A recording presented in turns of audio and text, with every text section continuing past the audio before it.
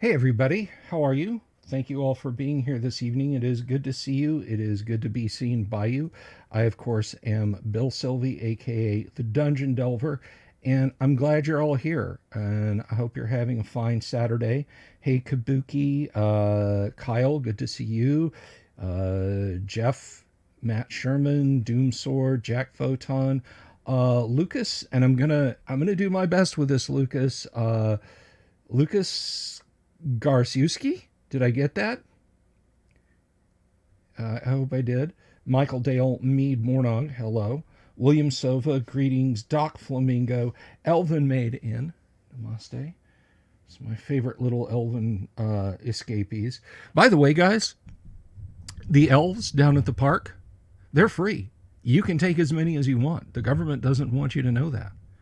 I personally have 15 in a little, nice little fenced in paddock in my backyard. Anyway, oh, Doc Flamingo out there gifting memberships. Thank you so much. Thank you so much, Doc Flamingo. Happy Gygax Day, everyone. I have not rolled up a character for myself. I rolled up a couple for Kyle and for Ryan over on the speakeasy earlier this evening. So why don't we go ahead and do that while we wait for folks to arrive?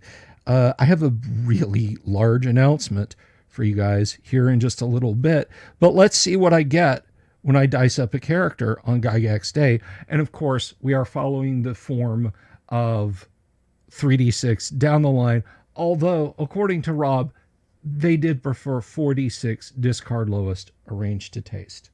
So let's see. Here we go. What do we get?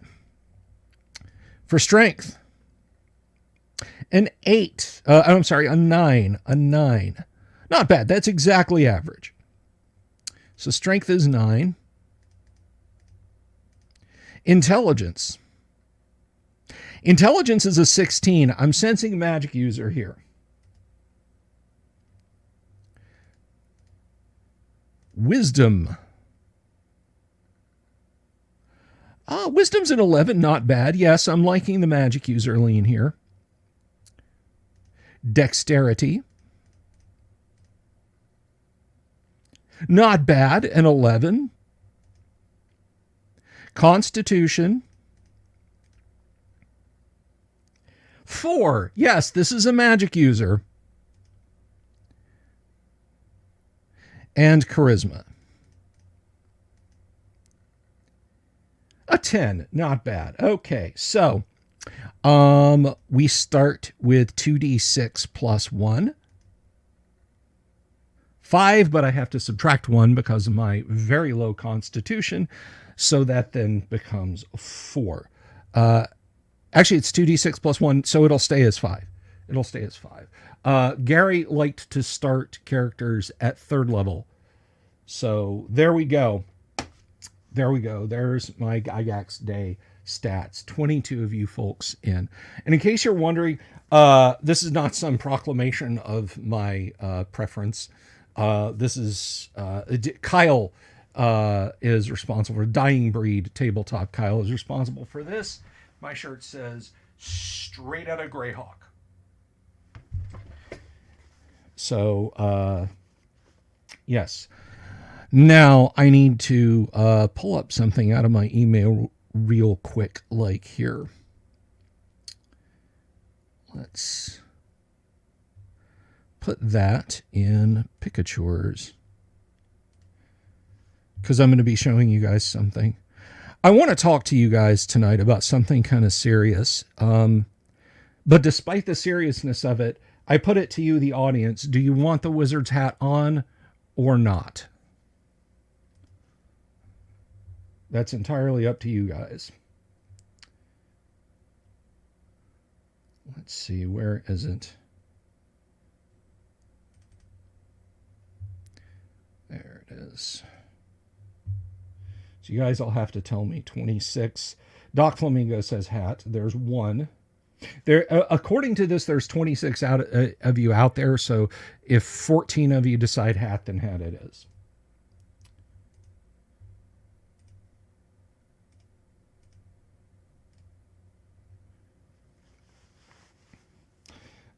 Wizard hat, wizard hat.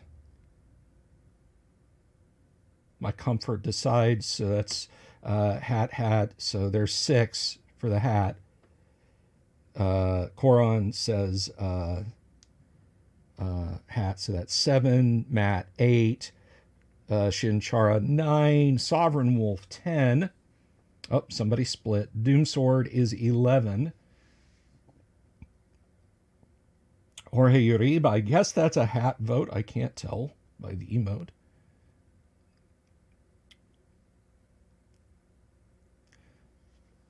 I think Doc Flamingo already said, hello, Mark Morrison. Good to see you.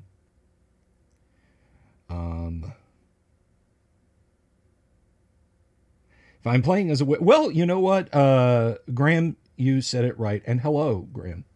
All right, so it looks like the hat it is.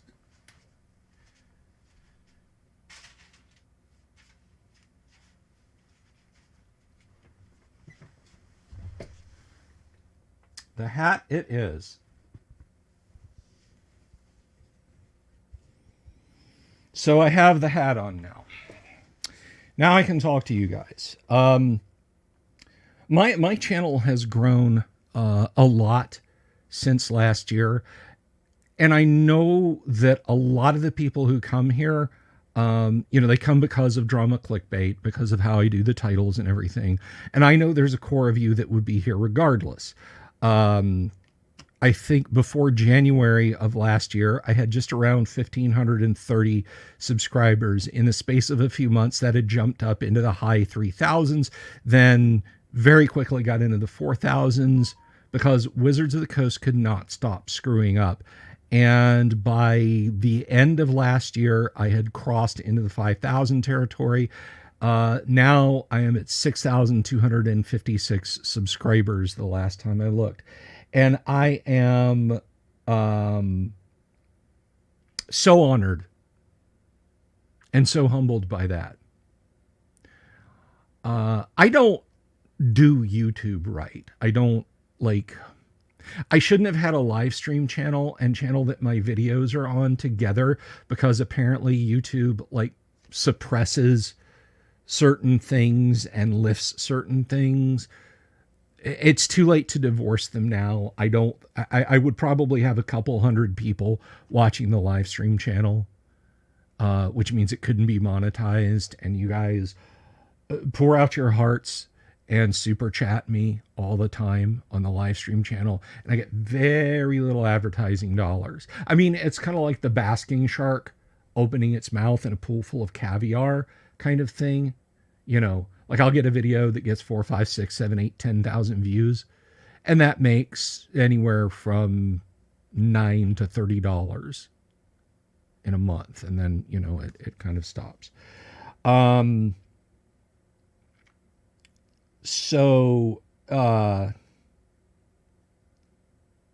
Johnny D, that may be.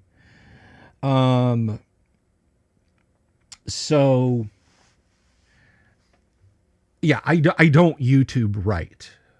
And yet, despite that, I have an audience that is really good. I started this channel on Facebook, actually. Sitting over at my desk over there. I'm sure none of you who are subscribed now followed me on Facebook back then, with maybe one exception. I think Vincent Notabartolo, and possibly, who else? No, I think it's just Vincent, started following me over on Facebook. And, so it began with the outbreak of what, which I can't say, or else, boy, I'll really get kicked in the nards. But I did it because I knew people were losing their ability to go out and game, go the Saturday night game at the comic shops, gone. And in some cities, in some parts of the country, just going to there's people that would call the cops, 6 cars in the yard because everybody's inside playing D&D. 8 or 9 people in there playing D&D plus family members in the house. There's people that would say there's a forbidden gathering, you know. So a lot of people lost their ability to play D&D, and they were shut off because that's all they had. And so I started doing my live streams in the middle of the afternoons just to talk to people. Just to say, there's another human being out here. You can listen to me. I can talk to you about D&D. And then it occurred to me, the mom and pop FLGSs don't have to completely go away. Plenty of them will do like mail orders for you. So mail order stuff from them. If you're in the Central Florida area, I heartily recommended you order from my friends, my actual friends, and I'll explain that to you in just a minute. Kung Flu, yeah, that's it, me. That's exactly it. Over at Gods and Monsters, you know, do a mail order from them. See if they've got a website. See if you can call the manager and say, hey, could you order something from Southern Distributors for me? And then mail it to my house. I'll pay for the shipping. Because you're not those people would be gone if you were just like, no, I'll just order it straight from Hasbro or straight from Amazon. You know, their businesses would be gone too. And then when I thought about it at that time, I'd been playing D&D online for 6 years. It's 10 now. Can you believe that? I've been playing D&D online for 6 years with a then large group of friends. We're now 11. There's 11 of us playing. And I said, and I still say, you can play AD&D online. You can just go and you can play Dungeons and Dragons online.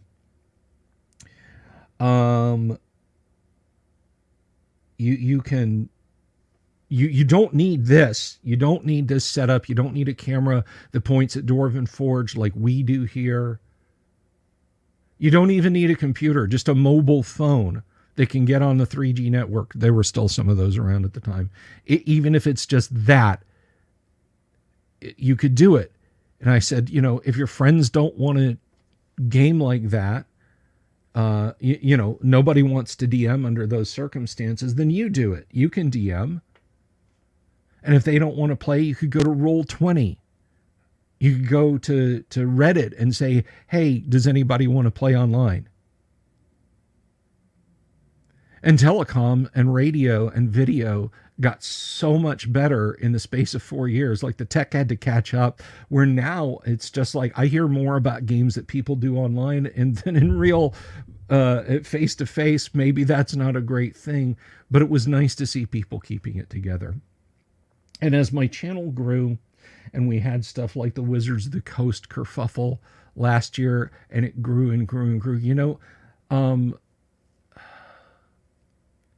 there's something ancillary to this. There's another lane, like you go down the highway and you look over and there's a frontage road that goes just as far as the highway does.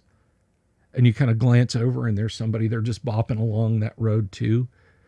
You know, and you're just parallel to each other and you think we're both going the same place, but not. When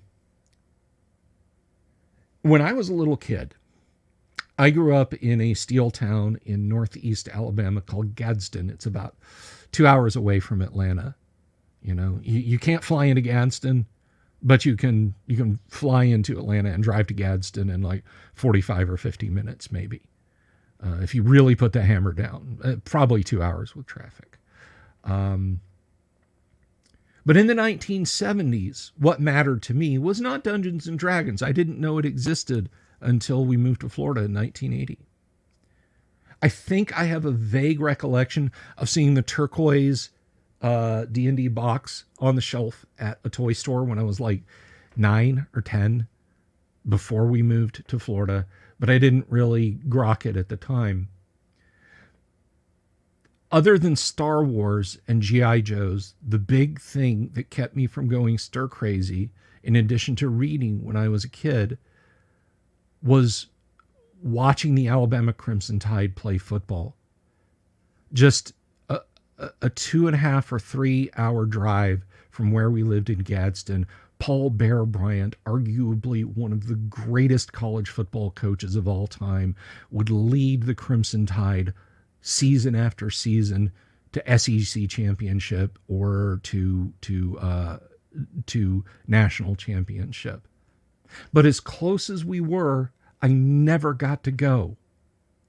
We moved to Florida when I was a kid. Bear Bryant gave a Baptist convention speech, and we didn't get to see him. The Crimson Tide played in the Tangerine Bowl, which then became the Citrus Bowl, year after year after year after year, and I never got to go to the games. And I commented on this in an Alabama football forum online. Now we kind of bring this back into D&D. In winter of 2023, after a really shit summer and fall, I had a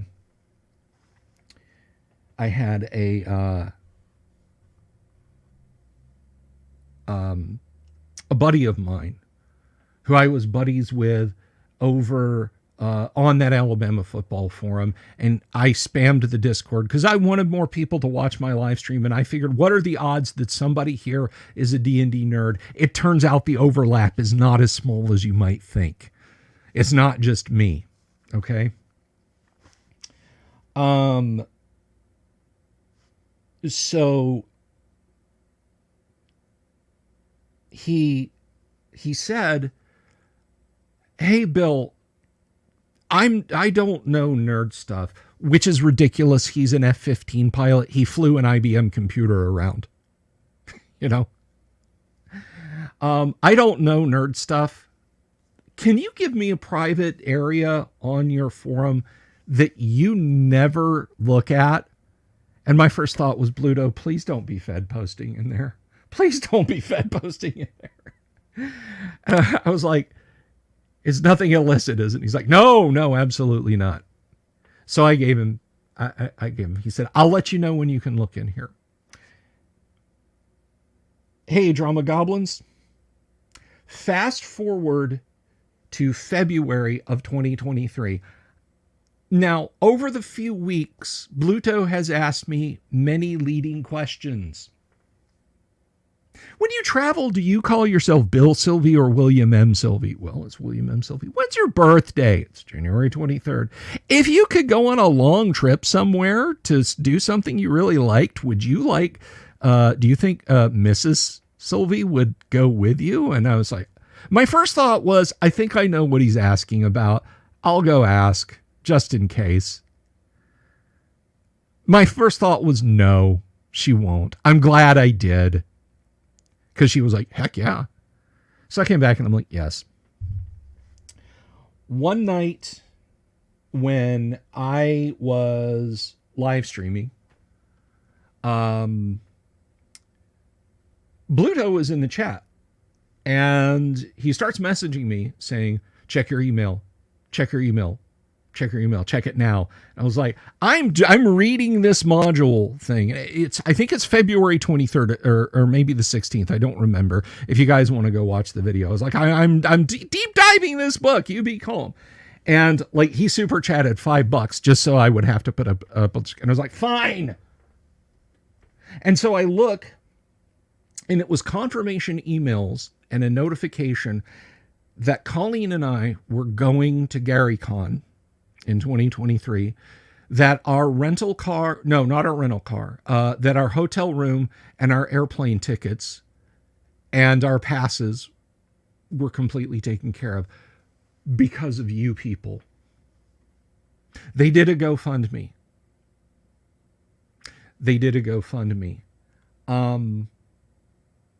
Now, what does this have to do with Alabama football? What does this have to do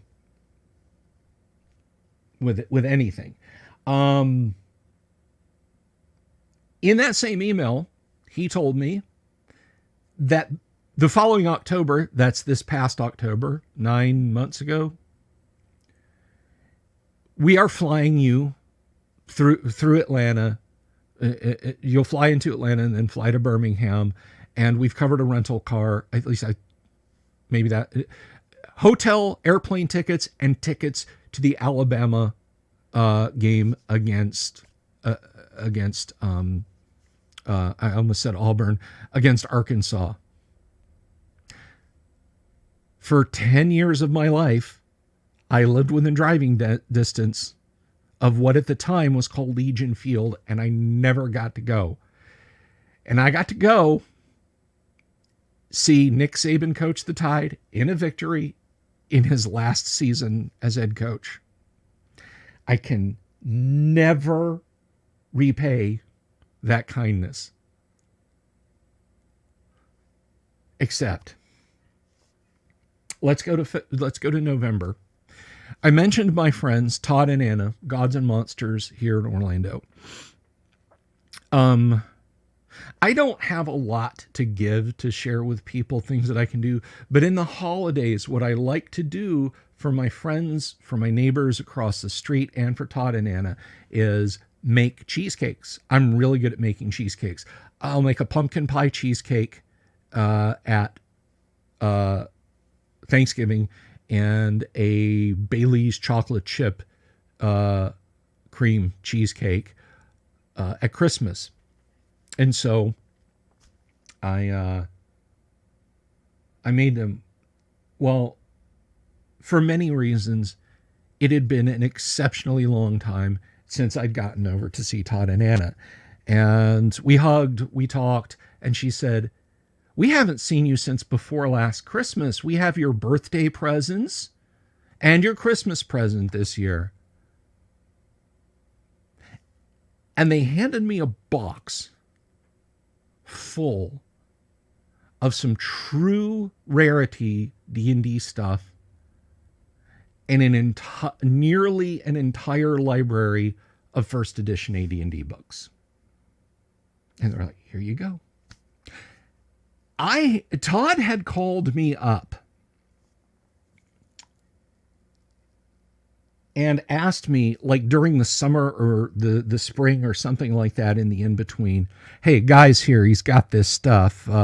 You're my guy. Let me send you pictures of it. What should I be offering him for this?" And I'm and I graded the stuff for him, and I talked to the guy on the phone, and we talked about, this, that, and the other, like, okay, how long have you had these books?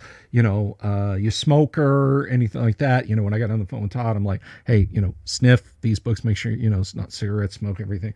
And I gave him what I thought the price was. And I told Todd, I said, "Hey, you polybag these and put eBay prices on them and you'll clean up." That's not what they did. They paid this guy a ton for the stuff. Then they set it in a box and then they gave it to me.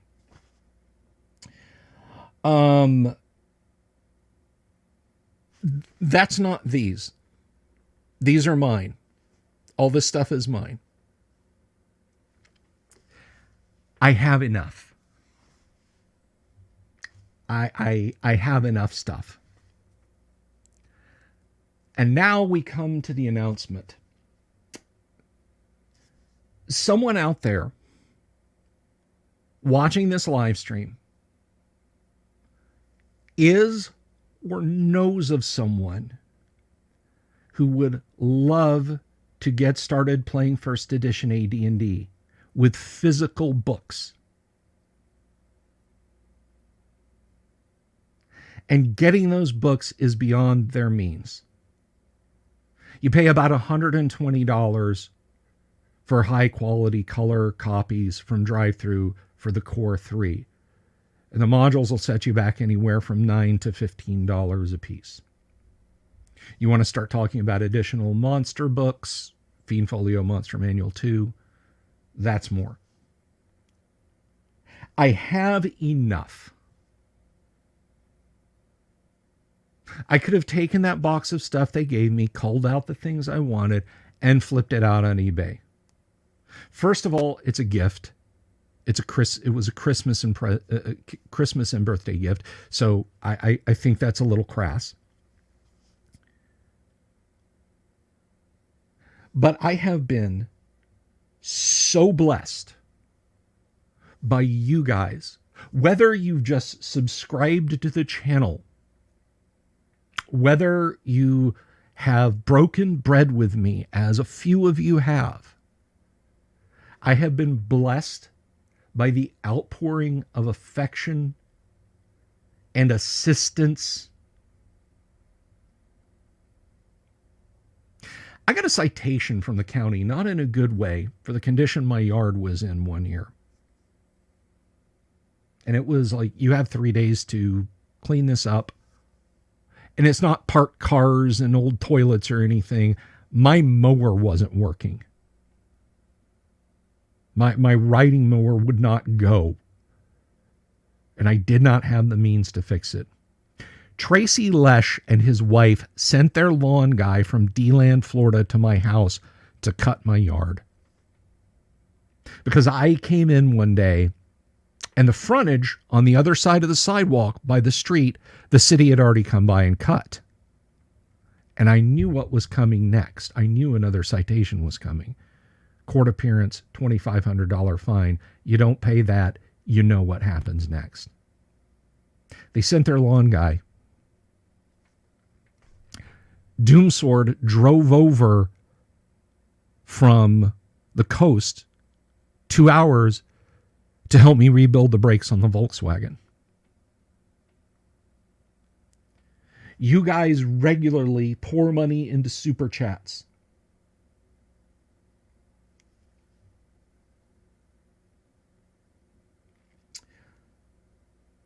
You guys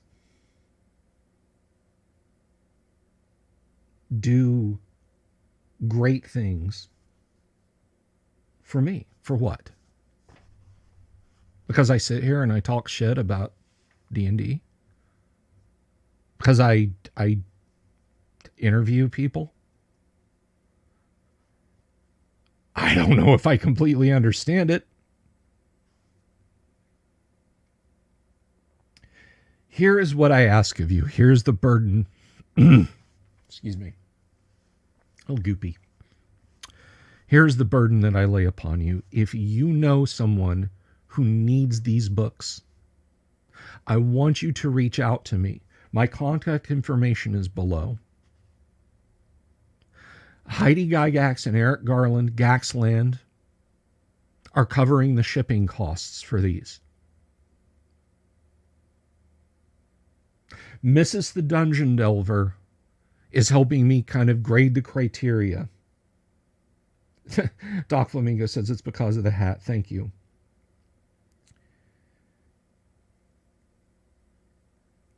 There may be many people, and I may have to make a judgment call.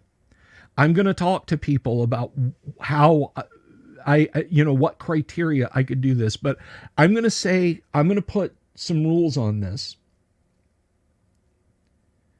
I'm going to put some rules on this. Please, if you have the means, or you have them already, please don't ask me for them. These are for someone who needs them and cannot otherwise get them.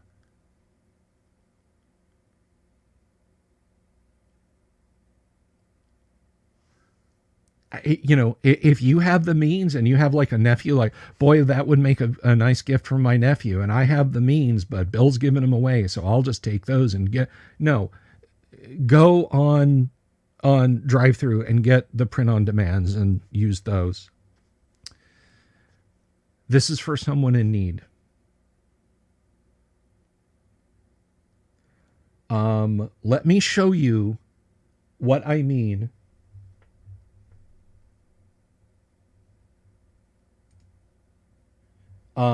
So up top, cut off halfway, that is a Best of Dragon, Volume 1 and 2. There is a Player's Handbook, a Dungeon Master's Guide, a Monster Manual 2, a Fiend Folio, Tomb of Horrors, G1, 2, 3, D1 and 2, Q1, B2, and L1. I plan to add to this collection. I'm going to add a monster manual. That will be a print-on-demand copy, a D3 print-on-demand, and a couple more modules. I am going to see if I can get Lulu or somebody to print an unexpurgated deities and demigods, just so somebody can have that. It'll be a repro. I used to have 13 of them. I would throw one in if I still had that stack.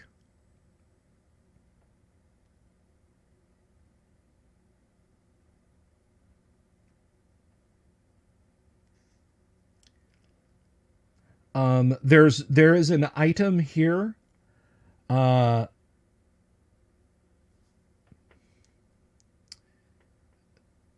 There's an item here. Oh, did I miss Emmy?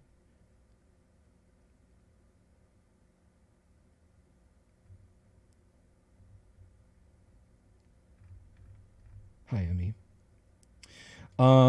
There's an item here that's not there. I'm gonna show it up. It's also to be included, but that is the deal. These books to a good home. They're all still out on the table. That's why I'm gesturing out there. The other item that I forgot to add in the picture, and I had to grab it just before I started the show, is a World of Greyhawk folio.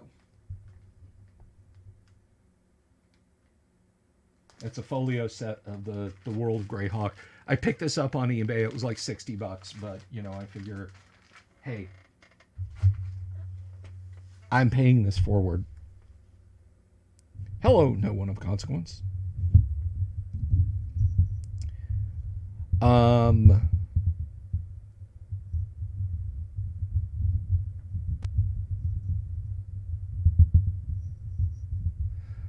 That's Vincent Notarbartolo, and Vincent has the means. Okay.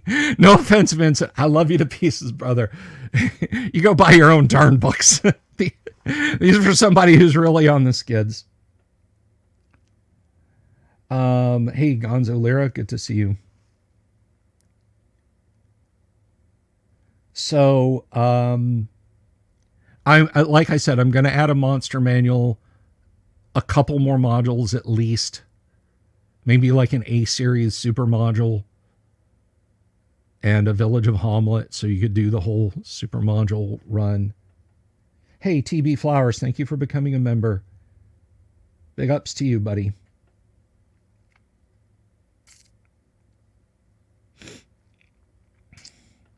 Chris Cox can go buy his own.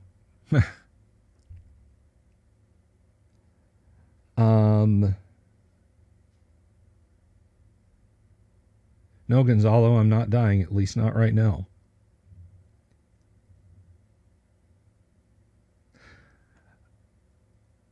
Now, in case you're curious about the provenance of these books, I suppose you could pick over them to find out, is page 204 of the Dungeon Master's Guide slightly skewed?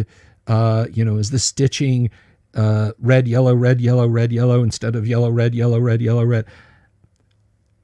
These are just good AD&D books. Some of them are beat to heck. Some of them have writing in them. But they're still solid. They're in good shape.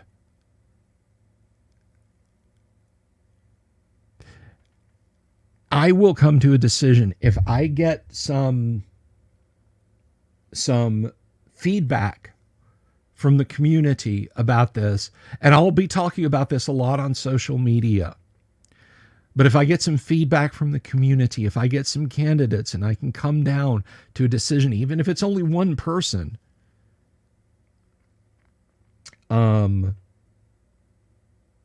then I will make a decision on or by the first week of December. And I will, with the help of Gaxland, I will be sending these books, this World of Greyhawk folio set, the additional modules that I'm going to provide to that individual. This is not going to fall under anybody's lottery laws or sweepstakes laws. I was watching that nonsense with Mr. Beast and, his whole, oh, I'm going to put $100 in the thing. No, it's nothing like that. All I ask, again, please, that it go to someone who truly needs this. Now, 5 months after, if they're just like, you know what, I just can't get into Gygax and AD&D, but I sure could use some help with a rent or car payment or whatever, and they flip this collection on eBay, that's, I'm not going to be like Charles Emerson Winchester in this episode of MASH. He gives like a whole bunch of expensive fancy schmancy chocolate to some Korean orphans, and then he finds like GIs eating it later, and he gets really mad, and they're like, what? We bought it from these kids. And then he gets even madder, and he storms in and lays into the lady that runs the orphanage, and she explains it to him that they can actually buy vegetables and meat and clothes and things to repair the orphanage with with the money that made. I'm not going to be like that. So, if somebody comes down the road, because I've been there. I used to have a ton of stuff. I had 3 45-gallon totes full of RPG books. Just sitting here from multiple friends' collections. I needed the money more. I used to have a set of the Tractix rules. My friend Ben Poir, he wrote the Marmorial Tomb. Everybody gives him a bunch of shit about how long it took to come out, but it's actually pretty fucking good.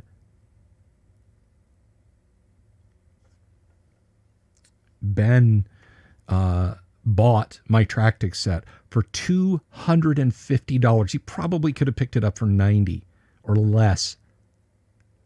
But that made Christmas that year for me, guys.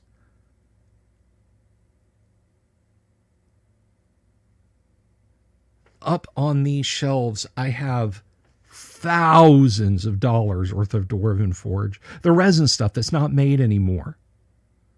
Sets that were limited when they came out. Do you guys know how close I've come to putting it up for sale? And my wife stopped me. She's like, 1, it was a gift from me to you. 2, you're going to be miserable if you let it go. 3, things will get better. But if this stuff goes to somebody and the time comes down the line and they gotta pay it forward by getting paid, then so be it.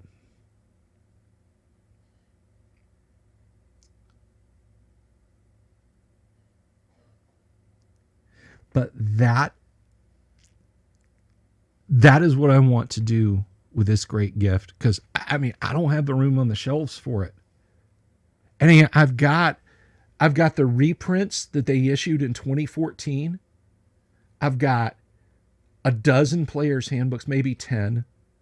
Well, counting the reprint, let's see, 1, 2, 3, 4, 5, 6, 7, 8, 9, 10, 11. Yeah, I've got 11 players' handbooks.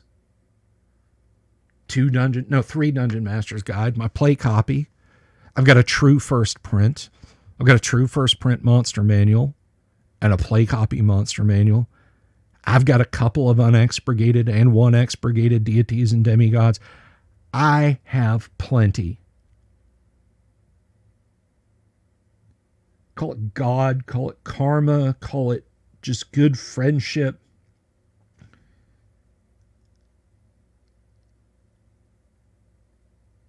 But this blessing, I want to pass it forward to somebody. I want somebody who would otherwise say, I'd like to someday. And I know what you might be thinking, Bill, they can just get the PDFs for free and get them off of, you know. But there's a physicality to books. There's propping up in bed when you feel like crap and having a book you can read.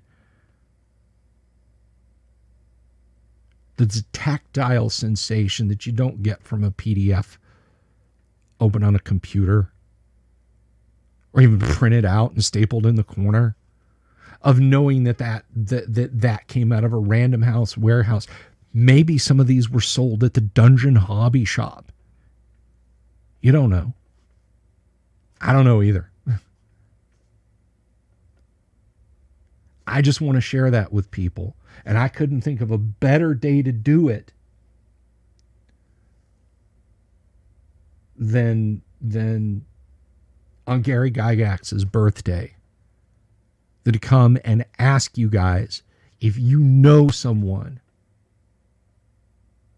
Again, don't ask me if you just want extras or you want a play set so you can put your nice ones on a shelf in bags and boards. Just be honest with me about that. And for the people, you know, if you're saying, I don't know anybody, I can't help, maybe between now and then you do find somebody.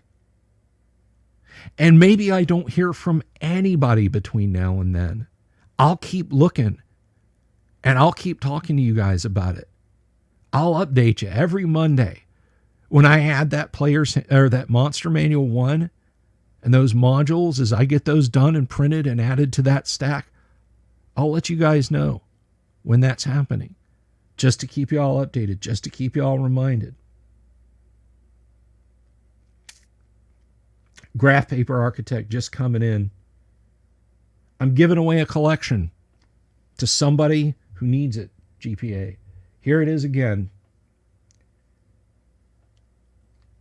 Now, that's just the books. Nobody better be drooling over that Dwarven Forge. That was just on the table in my way. That's just the books you see.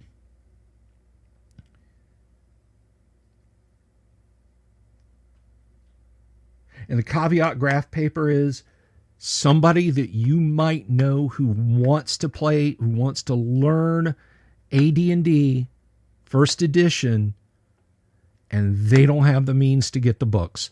Not the reprints from drive-thru, nor, God knows, not the actual ones off eBay.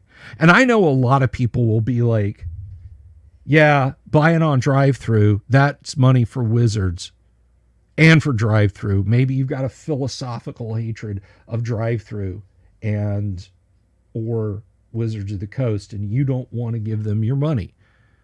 And people are like, well, what do I do? Well, I guess I could go get Osric. Yeah, but Osric's not written in High Gygaxian, is it? And even so, there's still the collection of modules there. I feel like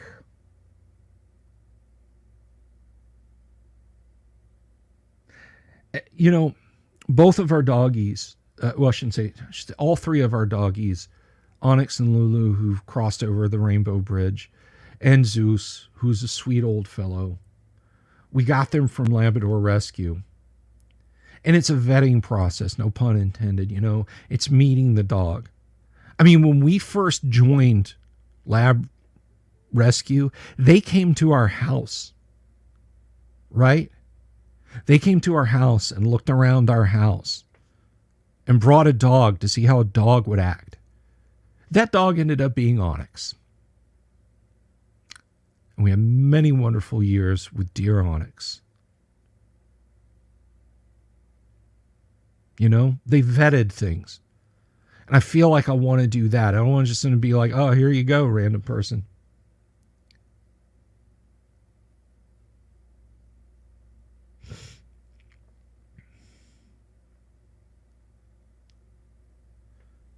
Now, there's nothing unusual about this. I mean, the World of Greyhawk folio that I bought to include with it, that's not in the picture there. This is probably the quote unquote rarest gem. This is nicer than mine. I'm gonna give you guys mine. No, I'm just kidding. Mine has the wizard logo on it. I'd rather have the wizard logo. Although that's Darlene's. Ooh, gosh, I got to think about that. No, I bought this one to go in the set, so it's going to be this one. So this is the quote unquote rarest item in the set.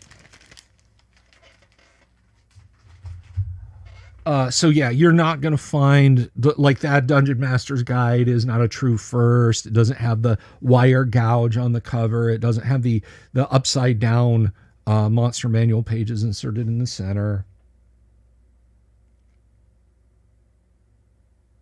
They're just good, solid gaming books, guys. And I want to share the awesome generosity that I've gotten. And if you're watching this after the fact,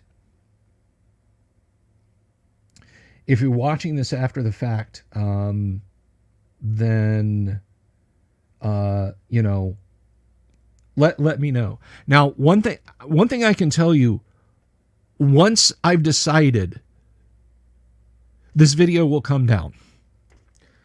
I'll leave it up. I'll leave it monetized. I hope people watch it and comment under it. I'll watch the comments. But once I made this decision, I don't want anybody coming back saying, hey, you know, legally, you've said that you have these to give away and you have to give a set away. So, you know.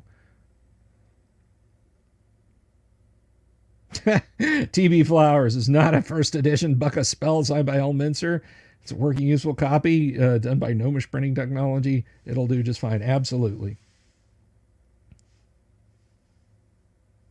Elliot, that breaks my heart, man. A good dog is a good thing. And I hurt for you, brother.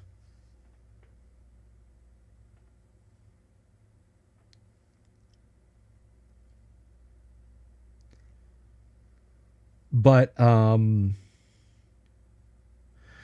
make an announcement. I'll do a live stream. And guys, look, I know we live in a post-honesty time. You know, we live in a time where it's like, Bill's just going to end up giving these to a friend, isn't he? He's just going to find some friend and he's going to make some big deal like, oh, look, this person. And I promise you I'm not. You're going to see me pack these things up. I'll show you the packing slip. I won't show you an address. I'll show you the packing slip I get from Gaxland. Eric and Heidi are taking care of me on shipping, and it'll go out the door.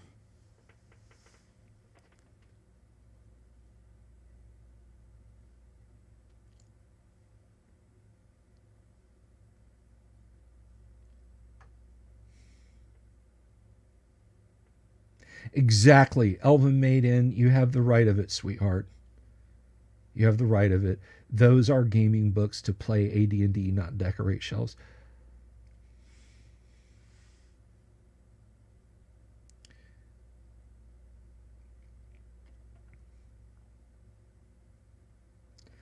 Damn right, Mead. No such thing as museum grade. My go-to Dungeon Master's Guide has Gary's autograph, Jim Ward's autograph, Dave LaForce's autograph, Errol Otis's autograph, and Darlene's autograph in it twice. That is, Darlene's is in it twice. Tom Wham has signed my Monster Manual. The late Jim Ward has signed my Deities and Demigods, as did Dave Sutherland.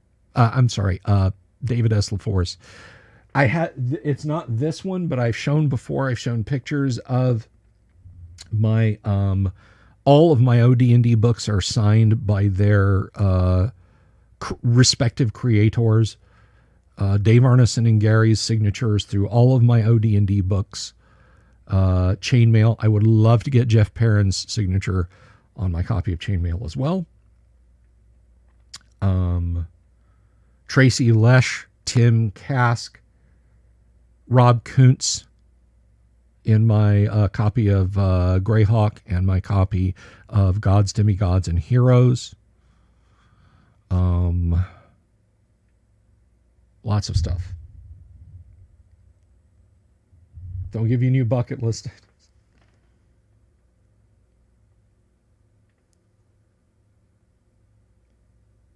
No, when I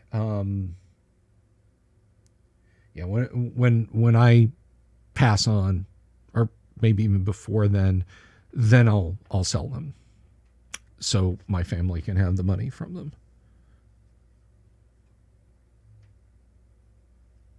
Did I mention Jim's signature is on a bunch of my OD&D stuff? Because Jim's signature is on a bunch of my OD&D stuff.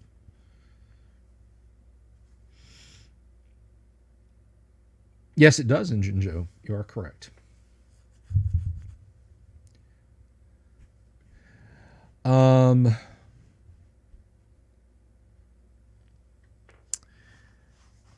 So that's, I mean, I'm not ending the stream, but that is the breadth and depth of it, guys. That's the big announcement. Now, a caveat here, guys, you do not need to you do not need to be a patron, YouTube member, or even a subscriber to the show. If you're just like stopping by, like, what is this guy talking about? And suddenly this is something that is very necessary, and I say, then by all means pipe up.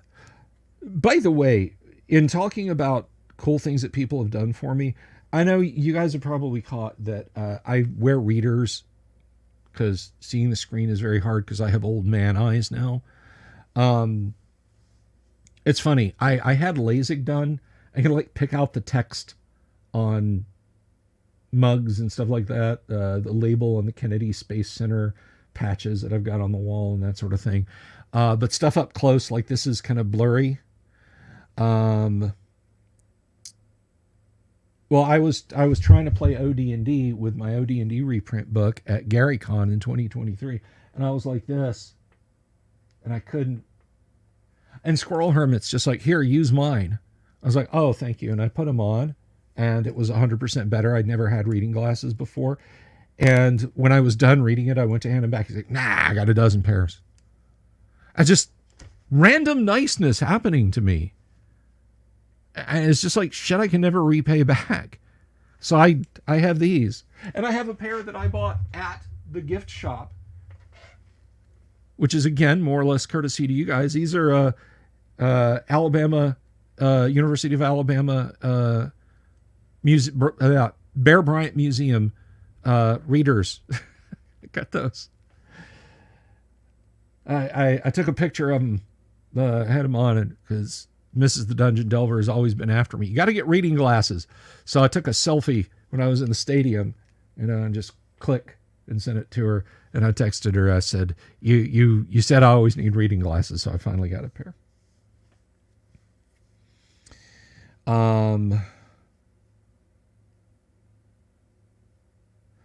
But anyhow,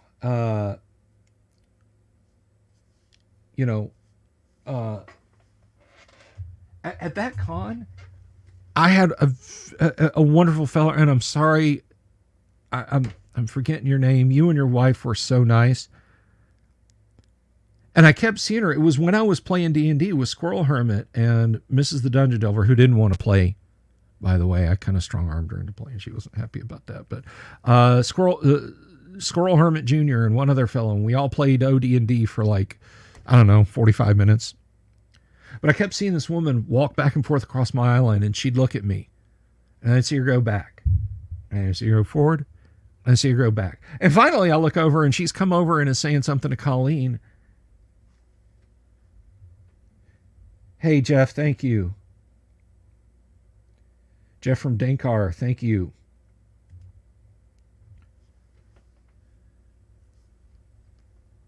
I appreciate that, brother. I really do. No, I've had LASIK, Jimmy. I've had LASIK. Um, so finally, she comes over, says something to Colleen. Colleen says, introduces me to her, and this nice lady said her husband had seen me and was like, "Oh my gosh, that's the Dungeon Delver." And she's like, "Oh, you should go talk to him." He's like, "Oh, I can't go bother." I'm like, guys, I am the most approachable person. I try not to have what is the relationship type? What I'm saying is if I'm out somewhere, you can come up and talk to me. I'm not a celebrity, okay? Ironcaster, hey. So, yes, I've had one LASIK, but what about, I may get an adjustment someday, but at this point, I'm just kind of set up, you know. Parasocial, thank you. Thank you. Shinchar knew exactly what I meant. Parasocial. You know, try not to have a parasocial relationship, but yeah, you can come up to me and talk to me. And then I had a young man, you guys know him. I say go check out his channel. He's doing other stuff, but he's still got a YouTube channel that's got some good fun content on it. Is the Vile Necromancer. Yeah, he recognized me and was like, oh, Dungeon. So I had like 3 people just out of the blue come up and we can't call. Dungeon Minister, stay off your phone. God, sorry about that. Anyway, little Dungeon Minister joke.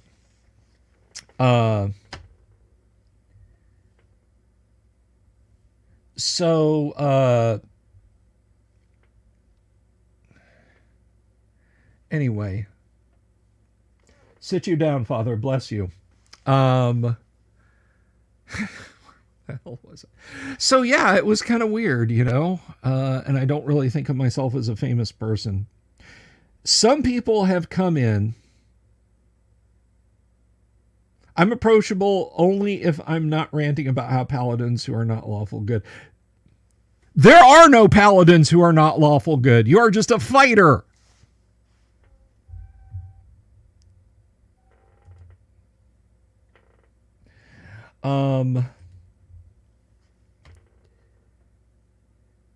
So what's the big news? Well, I got to do it again. And I'm going to do this again because I know people are just kind of coming back. Yes, when it starts to glow and spin on my head, that's when you're in trouble. Like one of your students, when you mentioned me, the Dungeon Delver. Wow, Jorge, I only have a vague recollection of you mentioning that before, so your students know who I am. Well, Fleetwood. Now you teach that young man to play AD&D, Dungeon Minister, and so he can actually, you know, be a paladin. You beck me. Anyway. Is there anything in particular you want me to sign, Emmy? You just let me know. Where the hell was? Oh, right. So for folks who are just coming in, thank you, Shinchara. Thank you so much for the super. Happy Gygax Day to you too. No, Ironcaster. The news is this. I was gifted a collection of first edition AD&D books. And I want to gift those to someone in the community who wants to play AD&D, but does not have the means to get the physical books. This is the primary collection. There are other books coming. I will add some more modules, a Monster Manual 1, and I hope I can get a printed copy of the Unexpurgated Deities and Demigods. Hardtype Gaming Floor messaged me on Twitter. I don't have Twitter. So the last time I tried to have have a Twitter account open here and open on my PC, you know what happened? I got suspended for a few hours. That's not bueno because it completely hoses you algorithmically. You get suppressed even when you come back off suspension. They were just like, nope, we think somebody is screwing with you.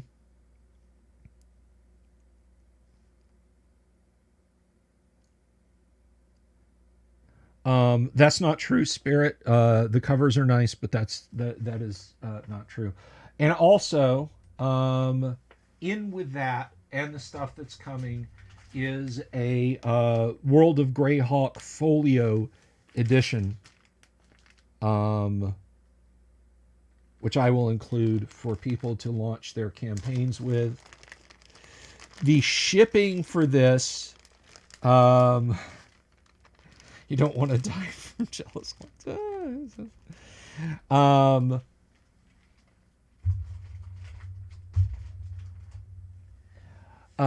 I'll protect you, Emmy. I'll just in my presence, you'll make your saving throw.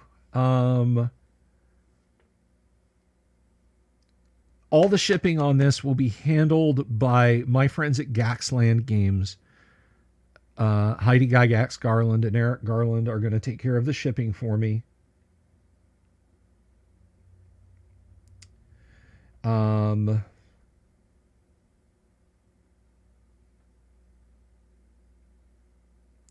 Mage's Musings. What would you like to add to the donation pile? First of all, yes. Let me step back from that question. Yes. What would you like to add to the donation pile? We're gonna make some poor gamer drink from the fire hose here.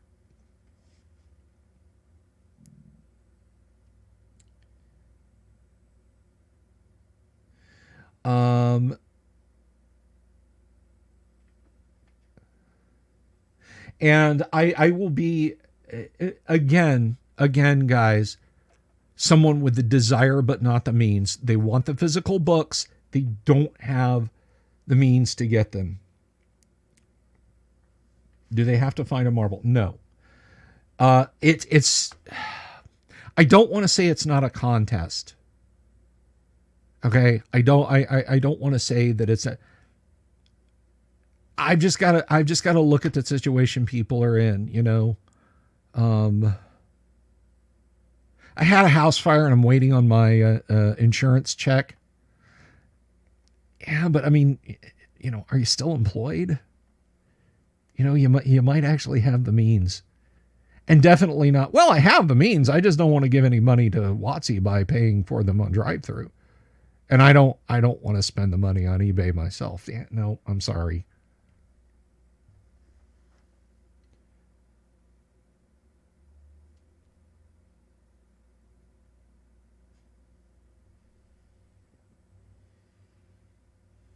Hey, Mage, do me a favor. Reach out to Elliot Vernon and get that to him.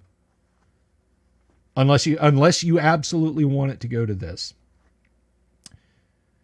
Elliot, Mage has a copy. He may be able to let go.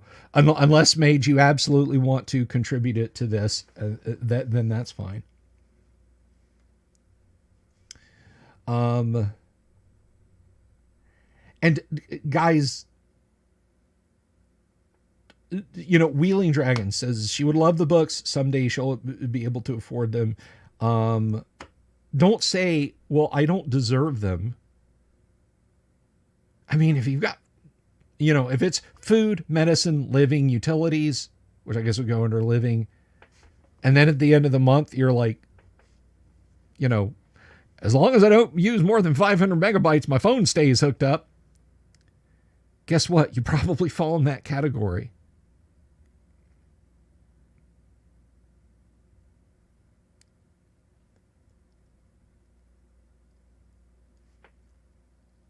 But this is about paying it forward. I've had so much good fortune, guys. You know, look, whether you're spiritual or experiential, I don't know, and I don't want to have that discussion. But I'm going to say that God has blessed me. Because I really feel he has. You know, people are like, oh, it's a gateway to sin. No, it's not.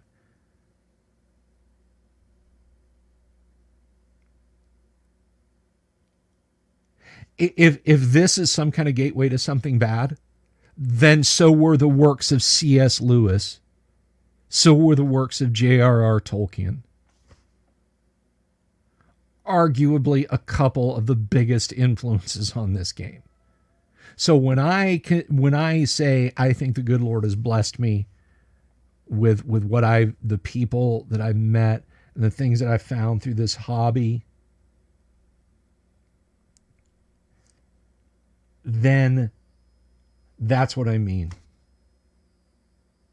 It's because it's true. God doesn't want you to be unhappy.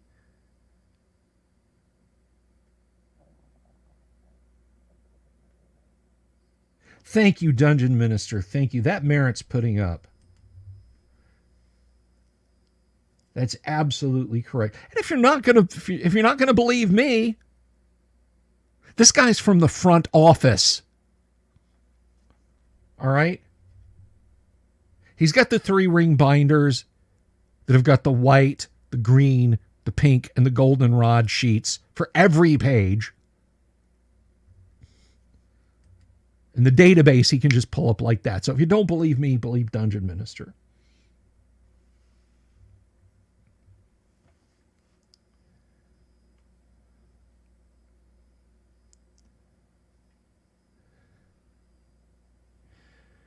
But is there anyone in chat?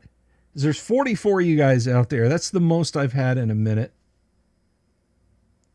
Is there anyone in chat who you've come in late and you've no idea what I'm talking about? I'm sorry, I'm cooking over here. I'm broiling. I gotta have my fan on.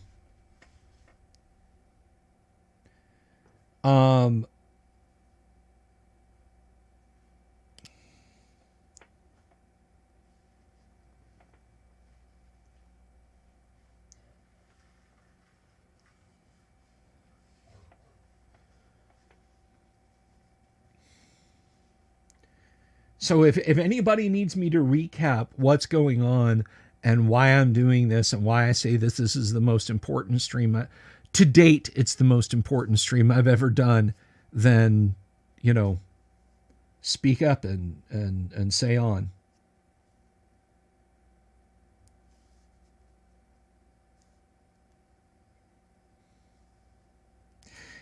Now, let me ask you guys something, because there's some of y'all out there who might not know my channel fully, or maybe you've just subscribed or something like that. Because it is Gygax Day, and there is something else I can share with us all. Has everybody out there seen or do you know about my interview with Gary Gygax? It was before YouTube. It was before streaming. Like, it just you could read the transcript on my website. Gary let me record it. Michael Connor just got here. 60-second recap. Okay.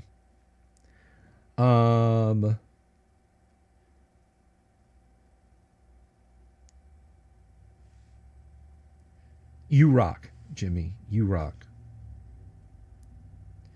What are you saying no for, Jonathan Sword? Okay. Let me go over and pull it up real quick. I'll do this.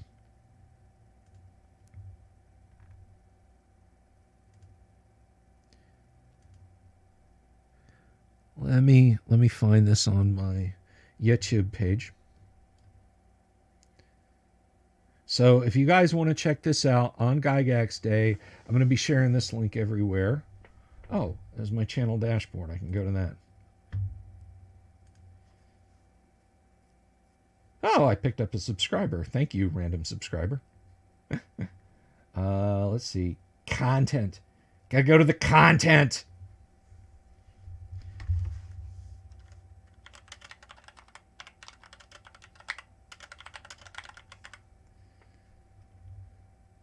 That was last year in June, because I took that time off. Let's see. Let's go there. View on YouTube. YouTube.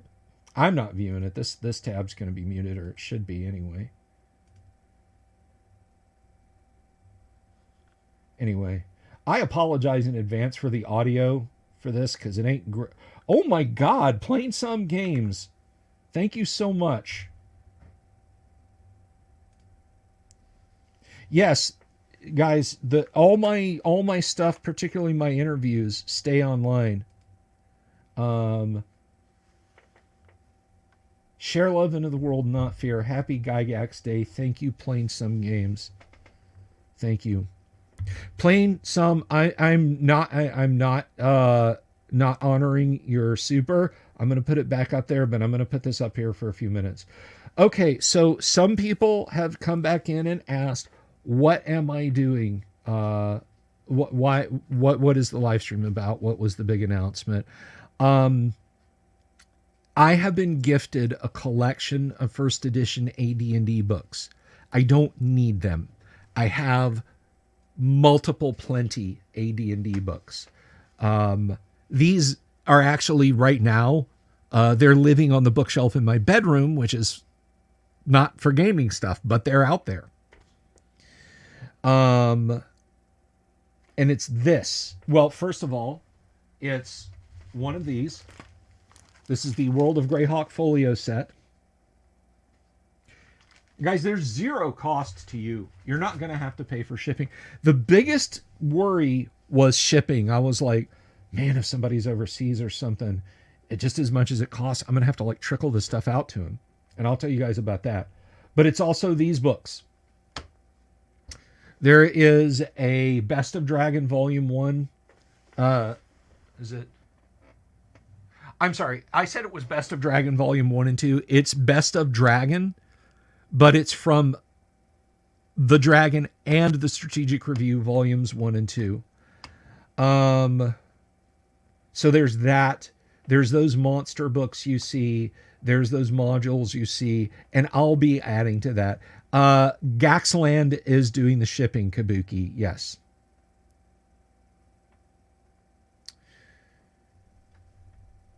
So that is what I am. I'm waving the mouse over it like you guys can see it. Can you? Yeah. So that is the Best of Dragon, including Strategic Reviews Volume 1 and 2, a easily cover player's handbook, a 7th plus Dungeon Master's Guide, a Monster Manual 2, a Fiend Folio, Tomb of Horrors, Queen of the Demon Web Pits, G123, D1 and 2, B2, and L1. And I will be getting drive-through prints of D3. I'm going to try to get the A series in there, but I'm definitely, well, I mean, with the super chats you guys are throwing, I can probably do that. Yeah, I do the Comet Tail on the arrow because here, like, seconds matter. So I need to know where the mouse is and not hunt around with it for a while. Hello, Alan Canning. But yeah, I'm going to try to include the A series reprint hardback. I kind of, you know what? I feel like the S series, because then you get S4. S4 is really important. And S2. Even though there's already a Tomb of Horrors. I'll have to see if it's cheaper to do the individual modules of that, if they're available pod. Well, you know what? Let's just do that right now. Let's move, and I'm going to open up another web browser page here. By the way, that URL on the screen is the Gary Gygax live interview. If you've never seen that, please, you can check that out tonight. So let's see. Through RPG, White Plume Mountain. Let's see. Yes, so White Plume Mountain, and it is a copy of the pastel version, which is nice. White Plume Mountain's available. Let's see. SojConf there, yes, and it is also available. So you've got S1. S2 and S4 would be about $21. And all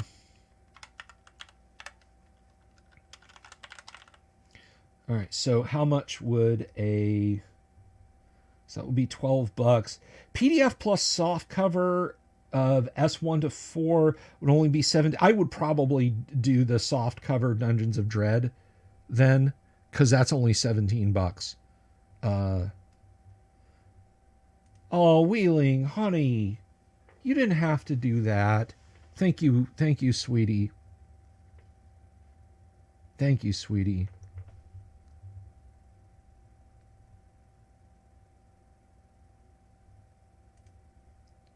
Thank you for the super. So,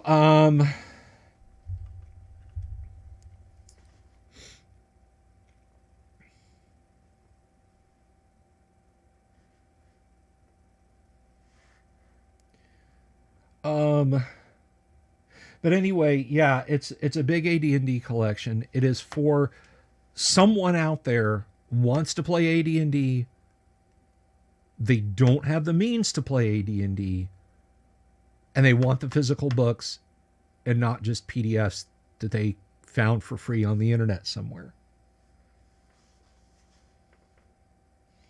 You know, maybe they're just getting back on their feet after a bad break. Maybe they would really, you know, it's like Christmas this year is going to be super lean and I would love to give this to my kid or my kids.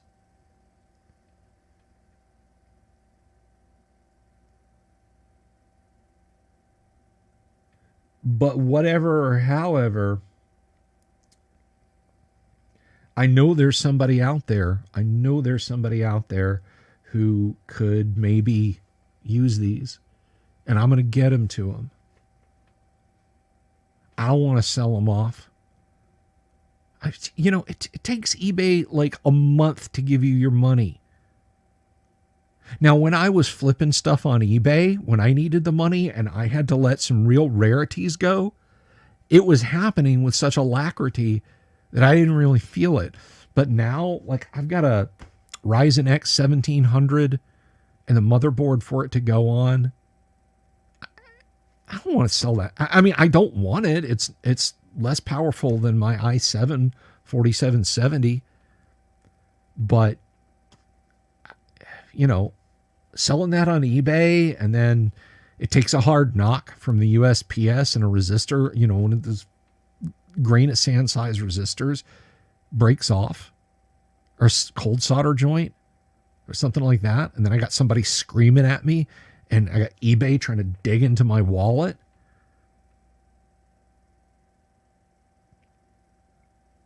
No, it's not a fundraiser, Alan. It's not a fundraiser. It's a fundraiser. I make no, let me just be 100% clear. The supers you guys have thrown down tonight, which, I mean, Doc Flamingo gifted somebody a membership and then supered $2. TB Flowers became a member. Death Angels has been a member for a year now. Jeff from Dankar tipped me 50 cents. I'm kidding. It's a joke about the Canadian economy. I'm sorry. Jeff from Dankar super chatted. Shinchara super chatted. Playing Some Games super chatted. Wheeling Dragon super chatted. That's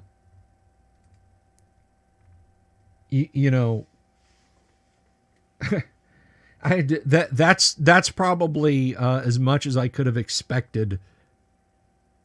Fair price for this stuff, not, super rare, out of print, illegal Underground Dungeon Master's Guide. Buy it now. $999. No low bid offers. I know what I got. I'm not doing that. Even if I was selling this stuff, I wouldn't be doing that.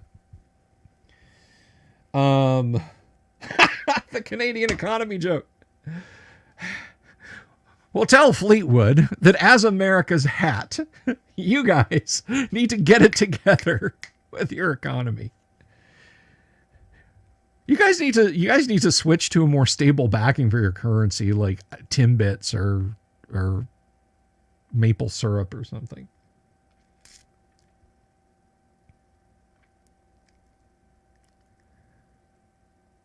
Fun dead razor. Yeah. Maple candy coins. There you go. Oh, I saw this has been a while ago. I saw the funniest meme, but a guy was posting, I think it was Reddit or 4chan or somebody, but he made a post and said, he was basically saying, yeah, I work at McDonald's. And if somebody's order is messed up, we have these little coins. They're little metallic green coins that are good for a free quarter pounder. And he's talking about like the price of a quarter pounder remaining consistent. And, you know, this being a fungible currency, you know, you can take it in somewhere and put it down on a counter and get a quarter pounder in return. And does that then make the McDonald's quarter pounder a more stable form of currency than the US dollar? And underneath that, somebody had a still shot from Attack to one of the Star Wars movies where Samuel Jackson is holding his lightsaber out at Emperor Palpatine, and he's saying he's too dangerous to be left alive, and his caption, the U.S. government. I love that. I love that. I've never had a Whataburger. We have a Whataburger here in Orlando, but I've never eaten there. I'm fond of Culver's. I think if I ate Culver's right now, my insides would fall out, but I am rather fond of a Culver's hamburger.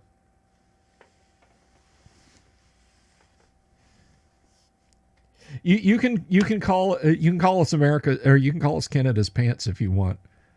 Dungeon Minister, I don't mind.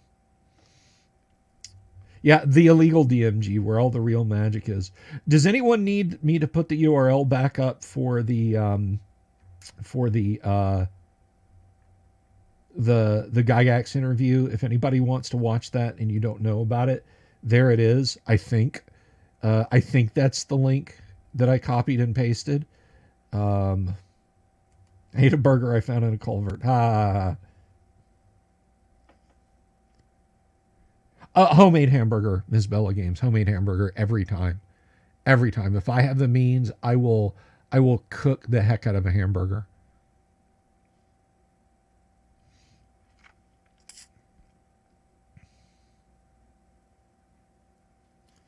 Yeah, Five Guys is very tasty.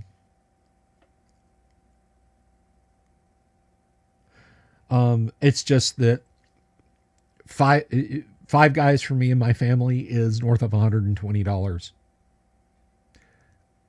I can literally take them to a sit-down meal at the Irish pub and restaurant, and for like $30 more, eat a vastly better meal of fish and chips or bangers and mash or a steak or, you know, any number of tasty things. I know it's crazy. Five Guys is going to price themselves out of business. I need to get back to grilling outside, Dungeon Minister. I need to get myself a little grill. The thing with a Minotaur burger is you got to be really careful what cuts you take, because there is a fine line between ground chuck and cannibalism.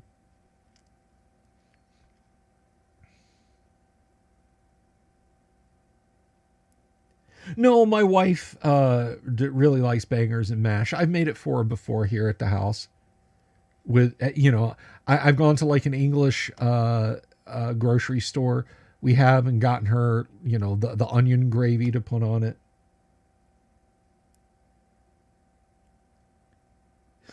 Okay, Jimmy, will do. Hey, Driving and Dragons, hello. Just getting here, Driving and Dragons?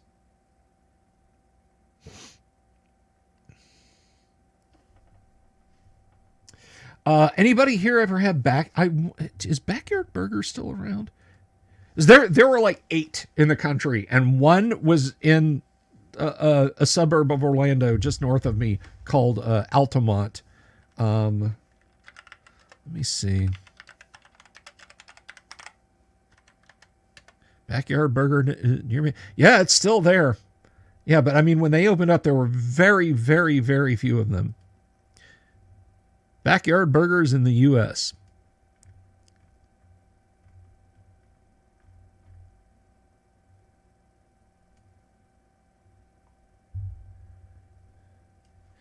So let's see.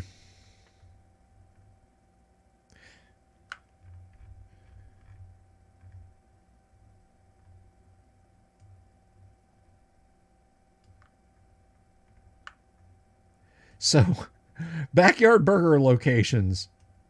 I count 1, 2, 3, 4, 5, 6, 7,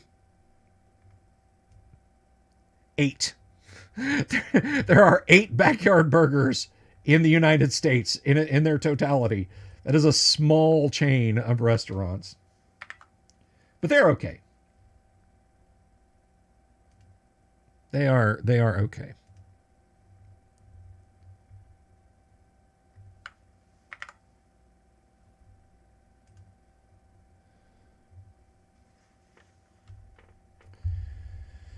Oh my gosh. Fish and chips for the queen, for the king. Yeah, well, that's okay. My country fought a war 200 some odd years ago, so we wouldn't have to worry about whoever it is. But fish and chips are tasty. Fish and chips are tasty.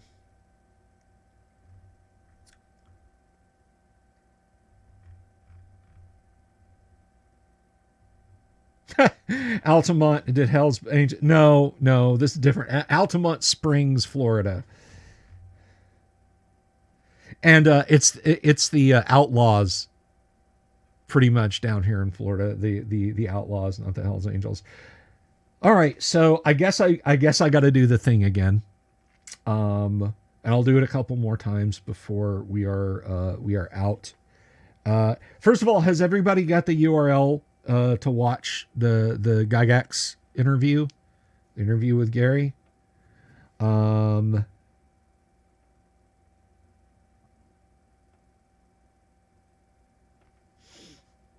As if you do, I'm going to do this because this needs to be up on the screen.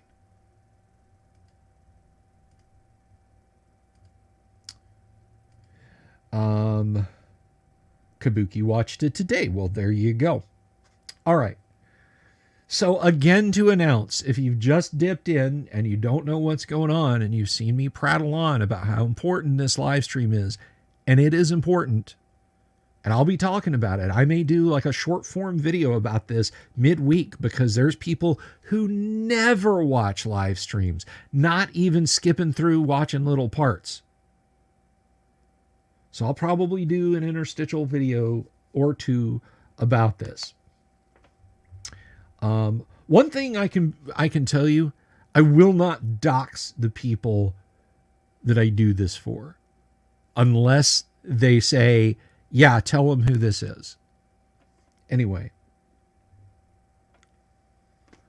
Kabuki, I thought I did. I checked them all, and they all seem to be different. You leave for a minute. We're eating Minotaur now. Dungeon Banshee. Everybody says I need to watch that. I will. Okay, so last November, some dear friends of mine, Todd Fisher, Todd and Anna. I don't, again, no doxing. Todd and Anna at my FLGS Gods and Monsters gave me a collection of first edition AD&D. I have enough. And I thought about what should I do with this? And at first I was like, I can flip it and sell it. And then I was like, I can do a contest. I want it to go to a good home. Somebody out there needs a set of AD&D books and they don't have the means. The PDFs on their phone or on their, if they've got a computer, they're whatever, ain't gonna cut it. They want physical books. And so this is the beginning. There's a Best of Dragon Volume 1. There's a Player's Handbook, a Dungeon Master's Guide, currently a Monster Manual 2, and a Fiend Folio. There's a few modules there. I'll be including more modules, a bespoke print of the unexpurgated deities and demigods, and a monster manual. And Joanna, thank you. Joanna Shipley. Oh my gosh, hello.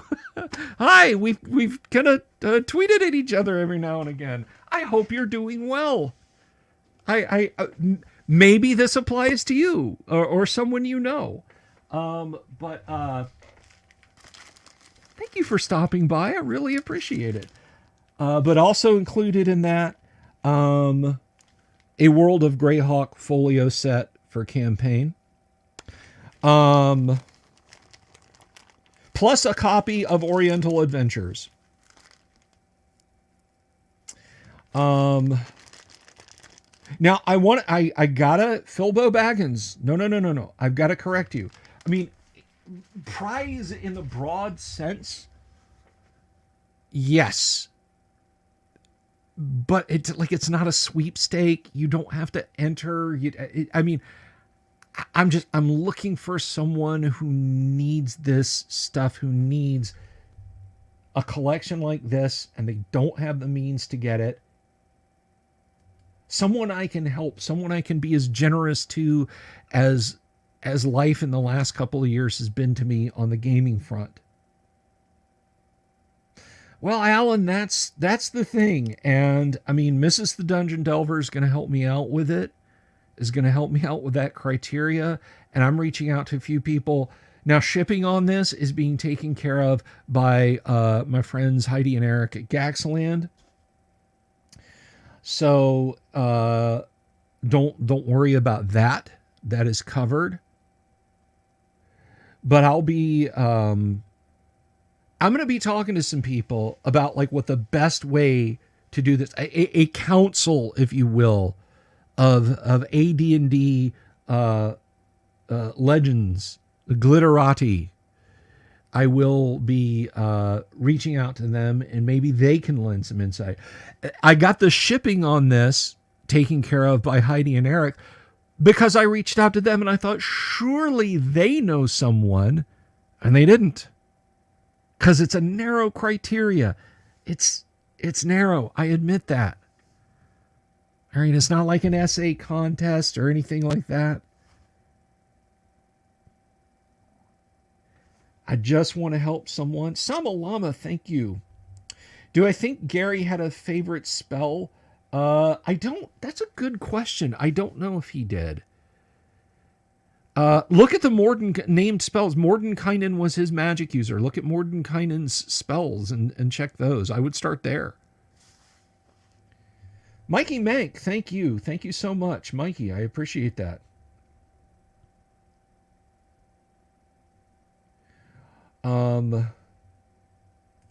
Thank you for the super. Hello to you too.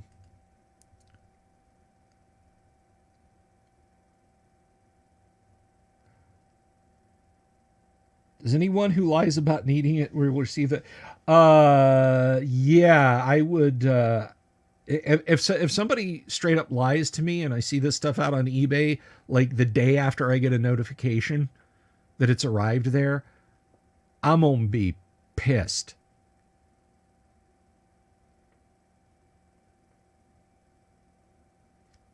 Please do not throw your name into the hat if you have the means to get this for yourself, because there could be somebody out there who doesn't.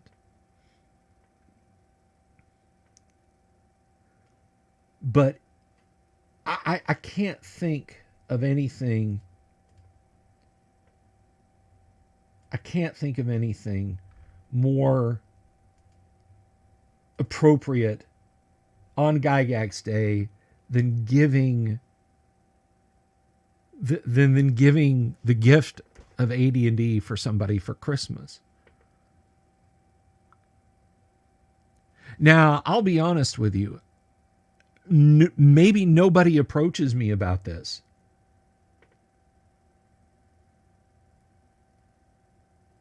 Maybe nobody approaches me about this at all. Maybe nobody wants to put a friend in the spotlight. Like, yeah, this guy's too poor, you know? Maybe they would feel bad about that. Maybe you need it. Like, you know, you're watching on your, you know, government assist 3G phone. and you feel too proud. Or you think, nah, man, Bill would never. But maybe for whatever reason, nobody takes it. I will keep asking.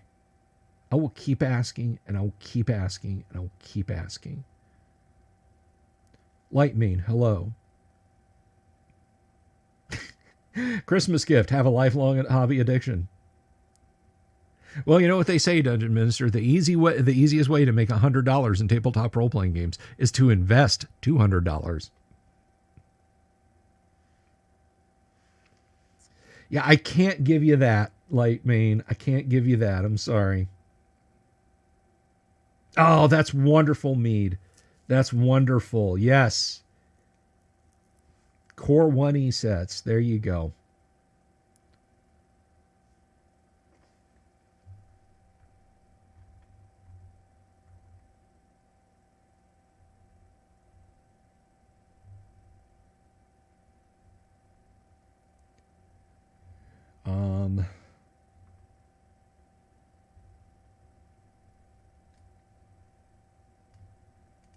But I want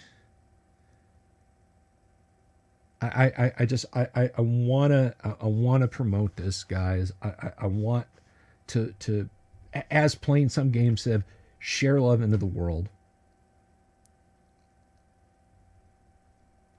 I want to share that love into the world, and I want people to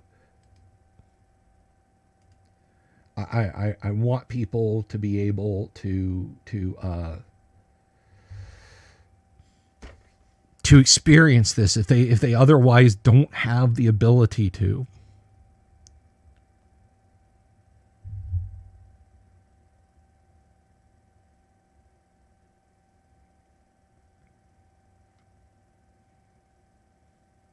That, by the way, there's the link again. You know, I'm going to star that so I can come back to it if I need to. There's the link again to the interview I did with Gary Gygax in 2002. Before you ask, no, I can't fix the audio. Everybody and their brother has said, can you clean up the audio? No, I can't. That is an analog buzz because we had terrible analog phone lines into our house at the time.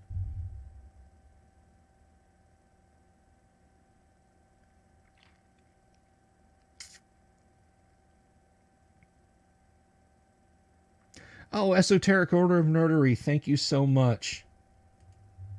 Thank you so much. Guys, if you don't have the means, please don't ever super chat. I love you all to pieces. Your presence here is wonderful, and I appreciate it.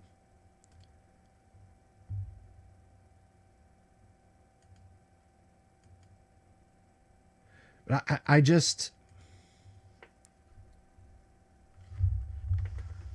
Let me see.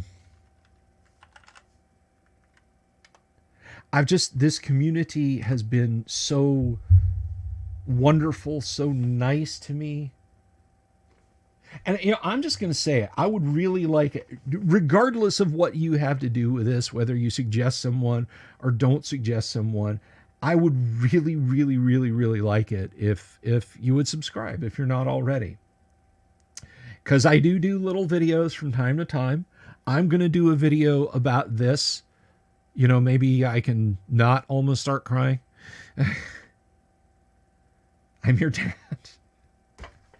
Who's your daddy?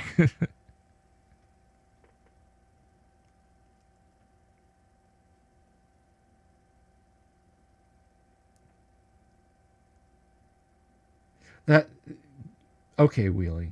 I understand.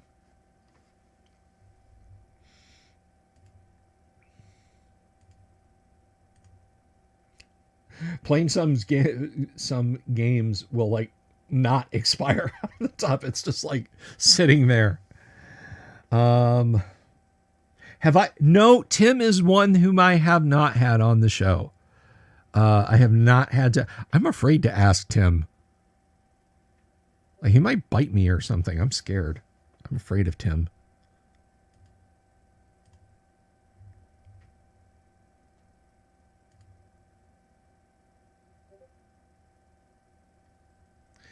Um,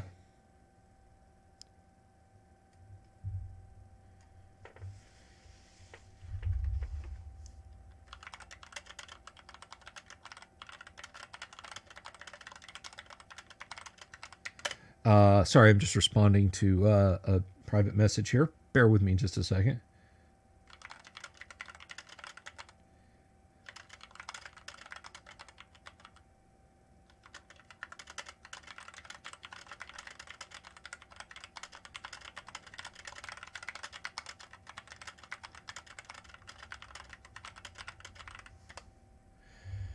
All right, sorry. Someone had asked me a question there, and I just wanted to answer it. Mage Musing said Bear for Color Cafe. You had him on. He's a character. Yeah, I met him a little bit. I've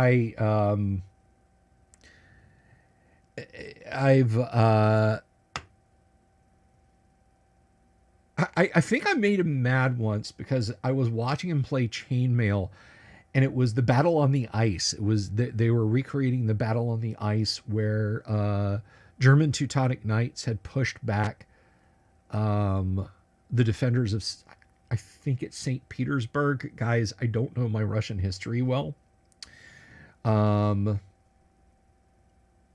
many words am I do about 110 maybe 100.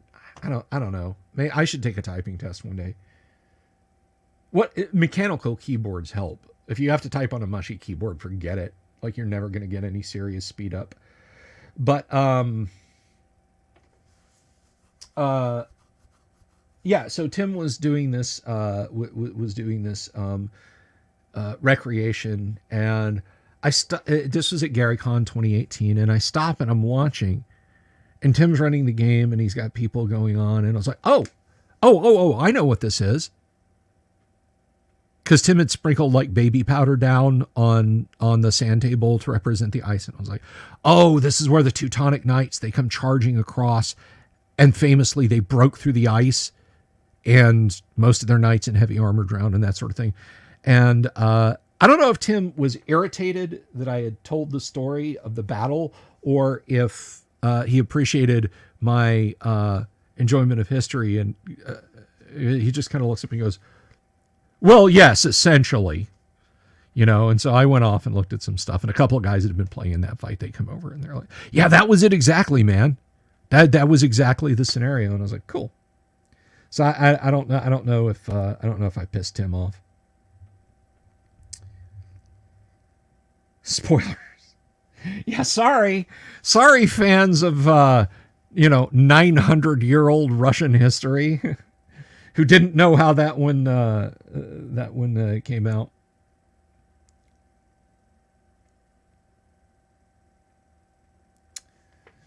Now I want to check it out.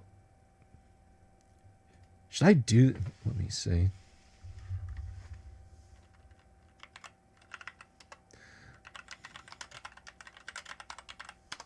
I'm probably not going to be able to do this. Complete a typing test. All right.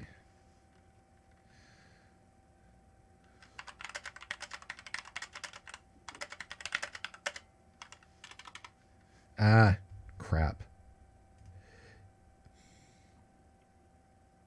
Yeah, I'm going to have to redo that at my own leisure sometime.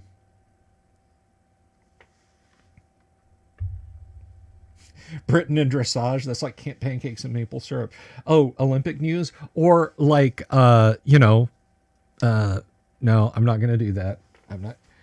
I did not care for the opening ceremony at the Olympics. Just going to leave it there. Yeah, I'll reach out to Tim. The quick brown orc jumped over the lazy goblin. I like that one, Kabuki. So is there anyone out there in the audience right now who has no idea why I called this meeting together, why I've just been kind of sitting here flapping my gums, and what I've been talking about and why it was so important? Teutonic Knights on Ice. Yeah, a musical or a drink. He was already too Canadian for words. He couldn't even say sorry. That, by the way, if you want that in the proper Canadian, it's spelled Sorrey. Alan Canning says, let's hear it again. I don't know. I don't know if my friend Joanna is out there. Well, it's mutual. Mutual. Sorry, I hope I didn't overstep any bounds there. Would not be crumulent. I'm sure Mrs. the Dungeon Delver would not. Anyway. I'm sorry, that's going up. That's going up. People thought D&D was satanic when it was the Olympics Commission all along. Yeah, you missed nothing. Anyway, so here's what, guys. Here's what. Back in November of last year, my friends Todd and Anna, who run the Gods and Monsters comic and game store here in Orlando, it's down on International Drive. When you come to Orlando, go there and tell them I sent you. Merits me nothing, but please do, for the hello, if nothing else. I make cheesecakes for them. They in turn have done very nice things for me. Christmas is over. They gave me this year. Last year. Because I visited them in November to give them their Thanksgiving pumpkin pie cheesecake.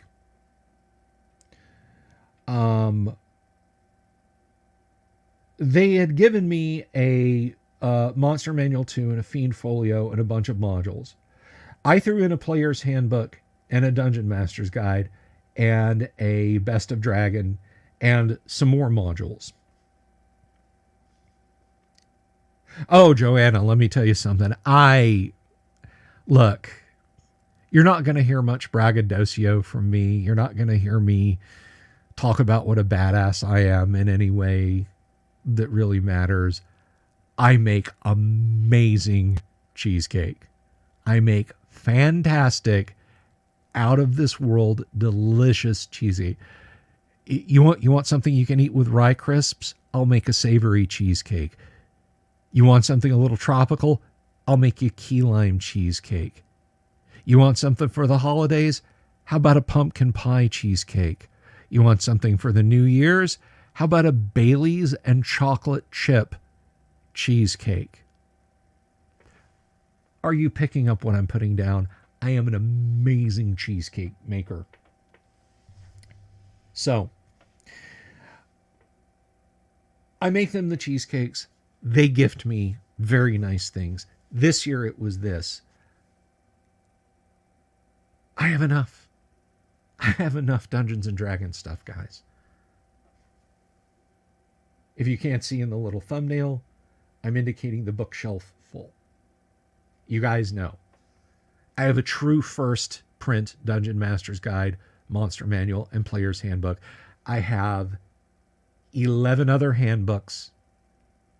My multiple times autographed by Gary, by Errol Otis, Darlene, Jim Ward, Diesel LaForce, Dungeon Master's Guide. I've got enough, okay? I'm not going to sit here and go down that. So, this collection of books, I am aiming to give this to someone who perhaps doesn't have the means to get physical copies of the first edition AD&D rules. And guys, there will be more books. And I have already said, I have the World of Greyhawk set to include in that, and more modules are coming.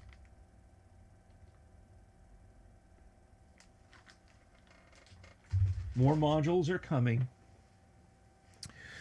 And that may not be all. That may not be all.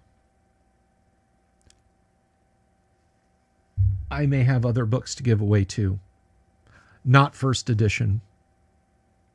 because they gave me a Dungeon Master's Guide and a Monster Manual, or no, I'm sorry, a Dungeon Master's Guide and a Player's Handbook for 2E as well. I don't play second edition. They gave me a still shrink-wrapped copy, or not copy, a shrink-wrapped set of encounter cards. So you could play a game of 2E with the stuff that they gave me. But I'm going to set that aside because the person for whom this stuff is for, and the person that I want to give the 2E stuff to, I want just separate homes. Separate homes.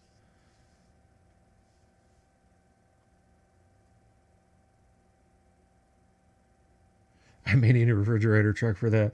I have to pack in about 6 tons of dry ice. 10,000 cheesecakes for guac.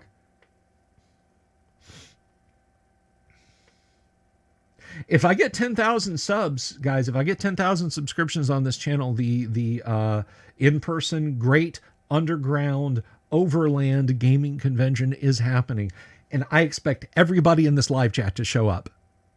You come to Central Florida, buy a badge, and you show up, damn it. So all you guys have teased me about it. All you guys have teased me about it.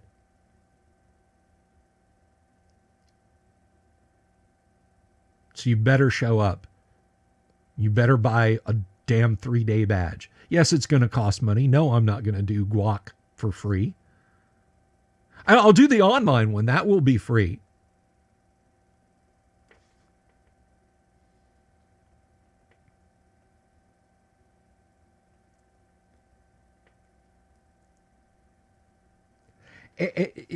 Michael Murtig, if I can afford to get the Bards of Greyhawk to perform, I will. I'm going to fly Emmy in. She doesn't know it yet.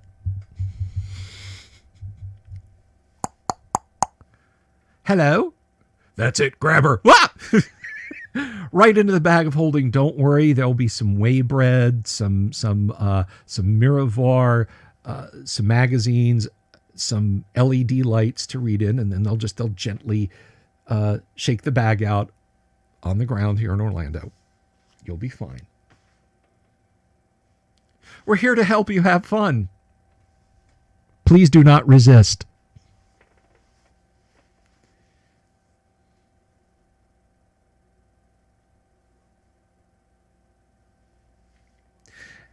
And so to that, like I said, it's 10,000 subscribers.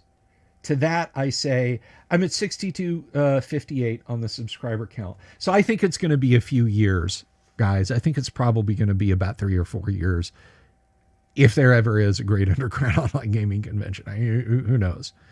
I mean, I'm at a certain age where I need tending to. Make sure there's nothing in the plumbing that's not supposed to be there.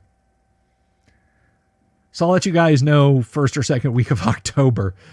Otherwise, you may get a very different live stream from me.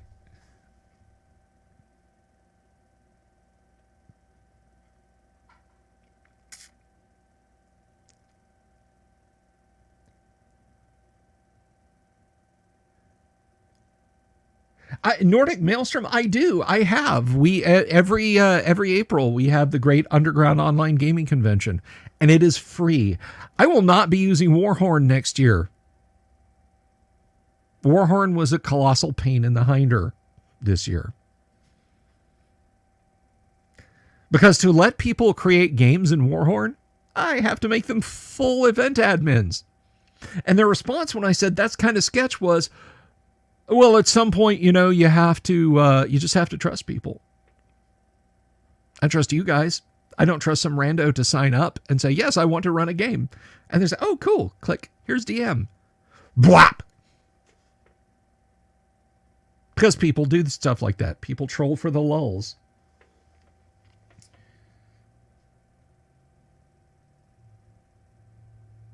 A con exchange program. So you're gonna give me Claricon, and I'm gonna give you the guac. Dungeon Minister was so much nicer than you. Shut up. By the way, for Claricon, which is not that far away, guys. That's October. That ain't that far away. No, I've never been to Dice Tower, Michael.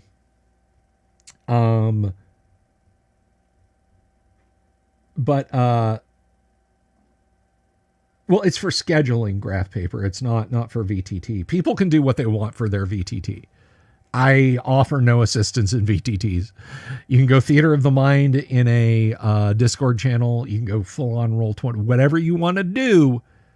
I can't offer any assistance. Oh, neat, Kabuki. Oh, I have to come to Canada. Oh, Canada.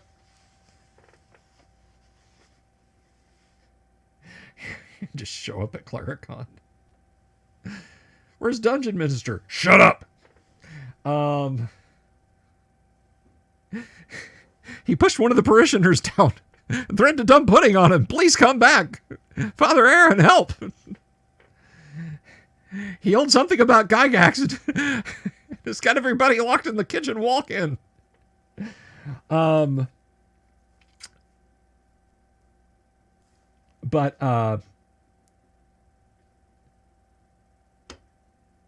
Yeah, no, I didn't know about Dice Tower being around here.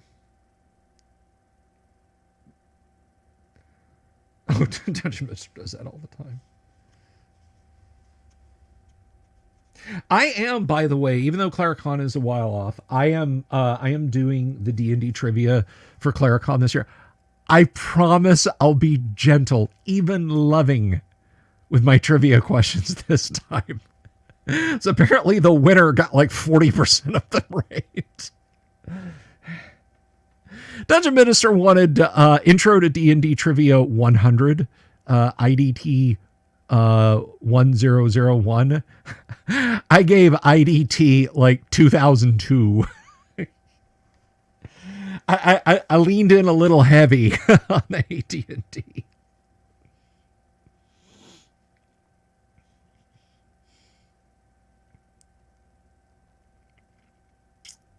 So yeah, I will try to be kinder, gentler with my delicate hands. I will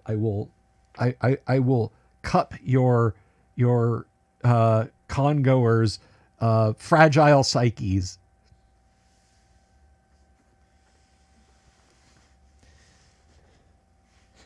I know. I heard. I was awful. I was horrible with the questions, and I wonder. Now I want to look. Let me see.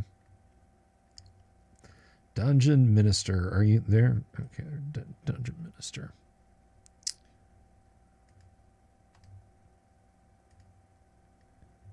So you can find the old question list, because he was like, "Oh, Bill, look, I hope it's not a hassle. Can you do this for me?" Yes, here. just like didn't even look at just yes, I do. So let me see. I got to do this. Let's do this. Let's have some fun. Why don't we have some fun tonight? Everything's been serious. Ask me if you want to know what it is that I have called you all here for. And in the meantime, I'll do the trivia questions. This is AD&D, 1E AD&D trivia. All right. So question 1. This is A through D. Which of these are all characters played by Gary Gygax in his home D&D Greyhawk campaign? A. Mordenkainen, Ayuz, and Elminster. B. Bigby, Rigby, Mordenkainen. C. Murrayland, Bigby, Drizzt. D. Irak's cousin, Melf, and Robilar. Characters that Gary played. A, B, C, or D.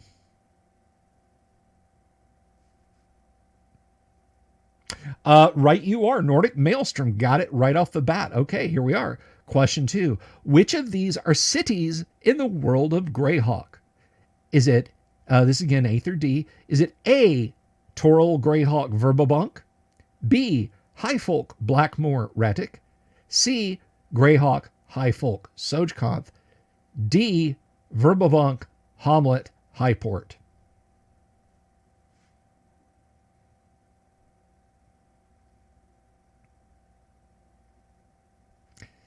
Talking about cities in the world of Greyhawk. Who got D first? Nordic Maelstrom again with D. These aren't hard, Dungeon Minister. See, here's an easy one. A through D. Where is the wrecked spacecraft found in the world of Greyhawk? Is it A, Jeff, B, Blackmoor, C, Ayuz, or D, the Kingdom of Airdy?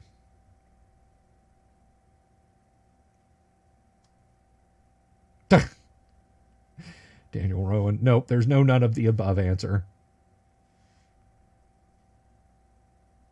The wrecked spacecraft. Nope, that's not right, Jimmy. That is incorrect. See B's and D's.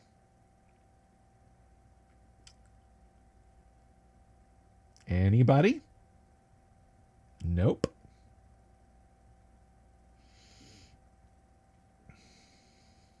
Whatever Nordic says.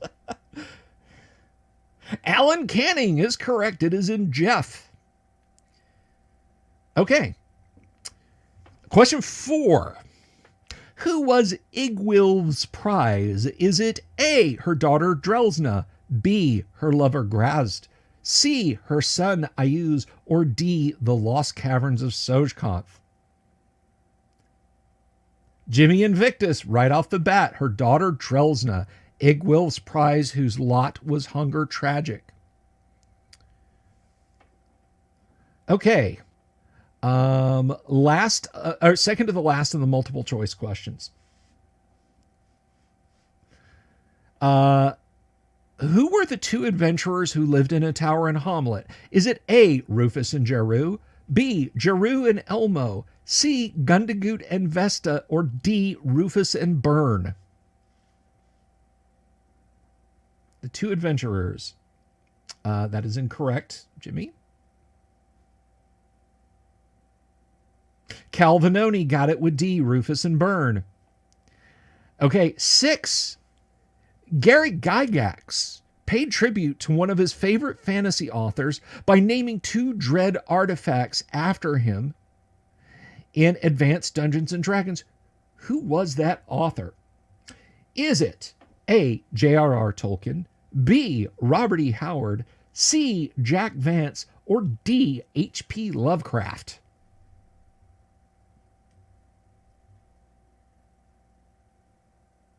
Kabuki got it.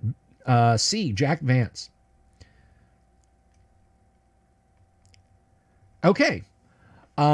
What type of demon, this is not multiple choice, this is just straight answer. What type of demon is typically known by the name Malarith? Malarith. What type of demon? By number. I'll give you a little hint. It's by number.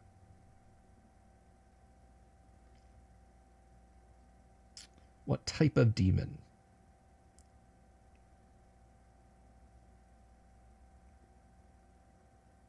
Daniel Rowan, correct. It is type 5. Okay, next question. What was the name of the Hill Giant Chieftain in Module G1, Steading of the Hill Giant Chief?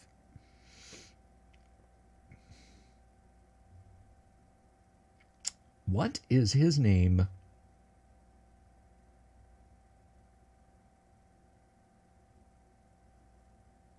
Oh, I'm sorry. Doomsword got it first. Type 5. Yes, I missed that. Doomsword got it first. Chief not appearing in this module.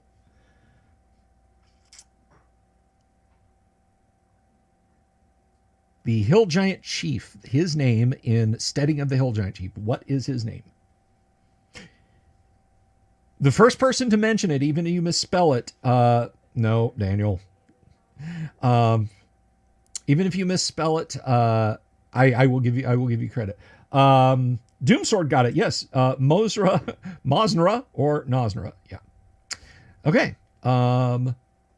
What real-world Great Lake is mirrored in the World of Greyhawk map as the Near Dive or Lake of Unknown Depths?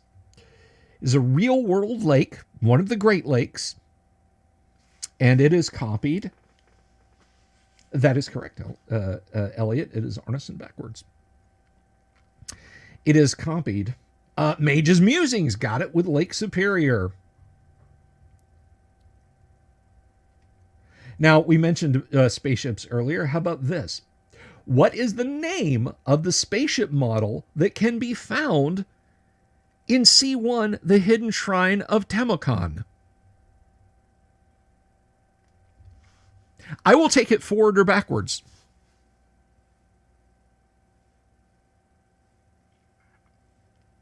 Woohoo! Well, I would have expected Fleetwood to have gotten it because he was there for the original contest. So the name of the model spaceship. Nope, Jeff, that is not it.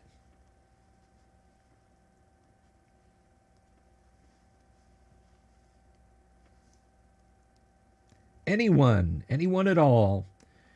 Do dee dee do do dee dee do dee dee dee dee dee dee dee dee do dee dee do do dee dee dee dee do do do do boom boom. It is the Il Nedra or Warden 2. The E Nedra or Warden 2. All right. Now, this is softball, guys. This is softball. Yeah, I know. My battery croaked. I'm still here. What character created the spell Acid Arrow? It is named after him. What character created the spell Acid Arrow? Jim and me and Victor this is bug you. I'm not touching you. Let's see. Oh my God, everybody got that one. Nordic Maelstrom was first with Melf. All right, let's see. What famous ruined castle? Come on, guys. This is like training wheels mode. What famous ruined castle shares the name of a city-state, and a campaign world? This is literally a typing contest.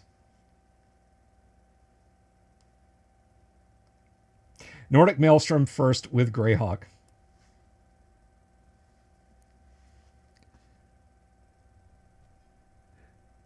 But now we're going deep. The softballs are over. Now we're going deep. A notable NPC in the world of Greyhawk wielded 2 magical 6-shooters and was created to honor the late Don K. Who was this cowboy out of time? What was the character name? Who was this cowboy out of time? 2 magical 6-shooters created to honor the late Don K. Elliot Vernon, right off the bat, Murrayland.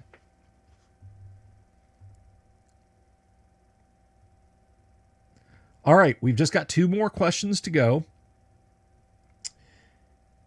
What is the name of the town that houses the dreaded Slave Lords headquarters in the module A3 Secret of the Slave Lords?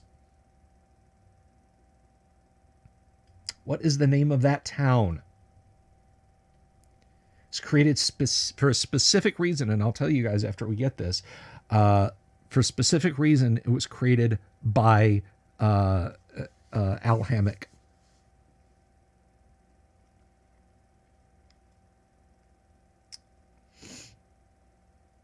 Oh, Nordic, you have. I don't want to.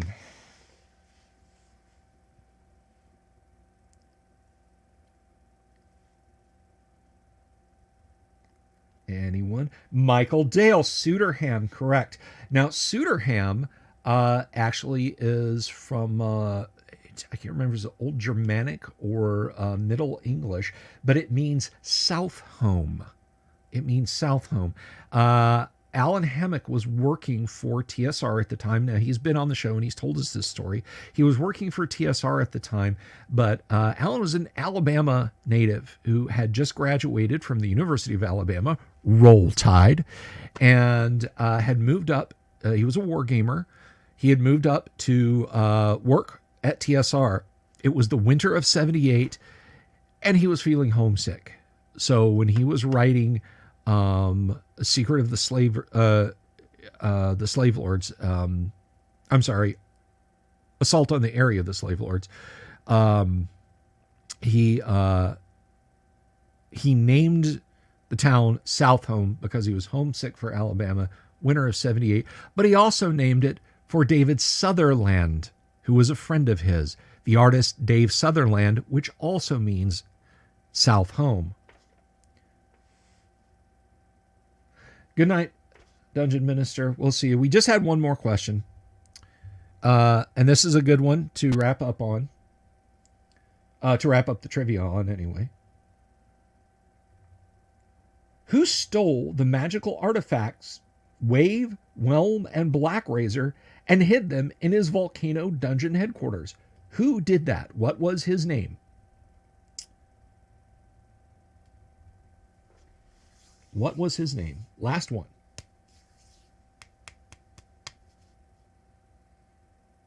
Nope. Is it correct? Elliot Vernon got it. Caraptus. That's right. It was Caraptus. So that finishes our little run through of the trip. Was that hard? Was that like super hard? I don't think it was. I don't think that was super difficult.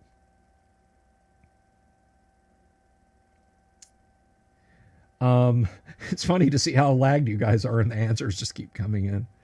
I don't think it was particularly hard. I'm starting to get a little hungry, guys. So I'm thinking I'm going to be wrapping up here. So if you're coming in late, if you're watching this late, Tacticus Jones, hello. So let me wrap up. Let me end where I began. I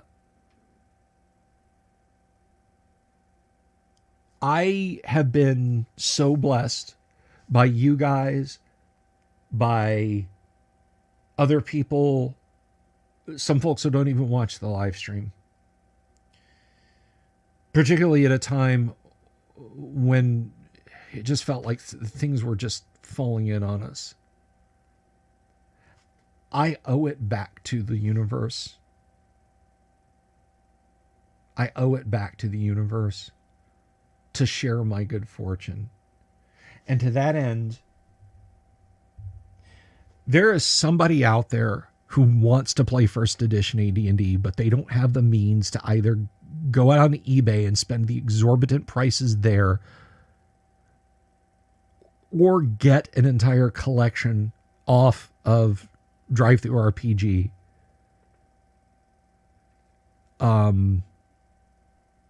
And they want the physical books. They don't just want PDFs. They want the actual physical books. And so you might know someone who's in that position.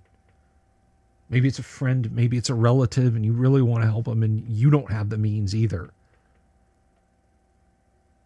Maybe it's just someone you happen to know.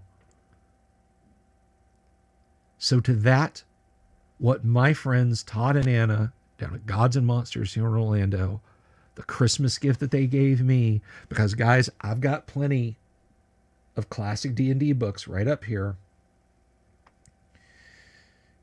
For that, I want to share this blessing. I want to pass this forward.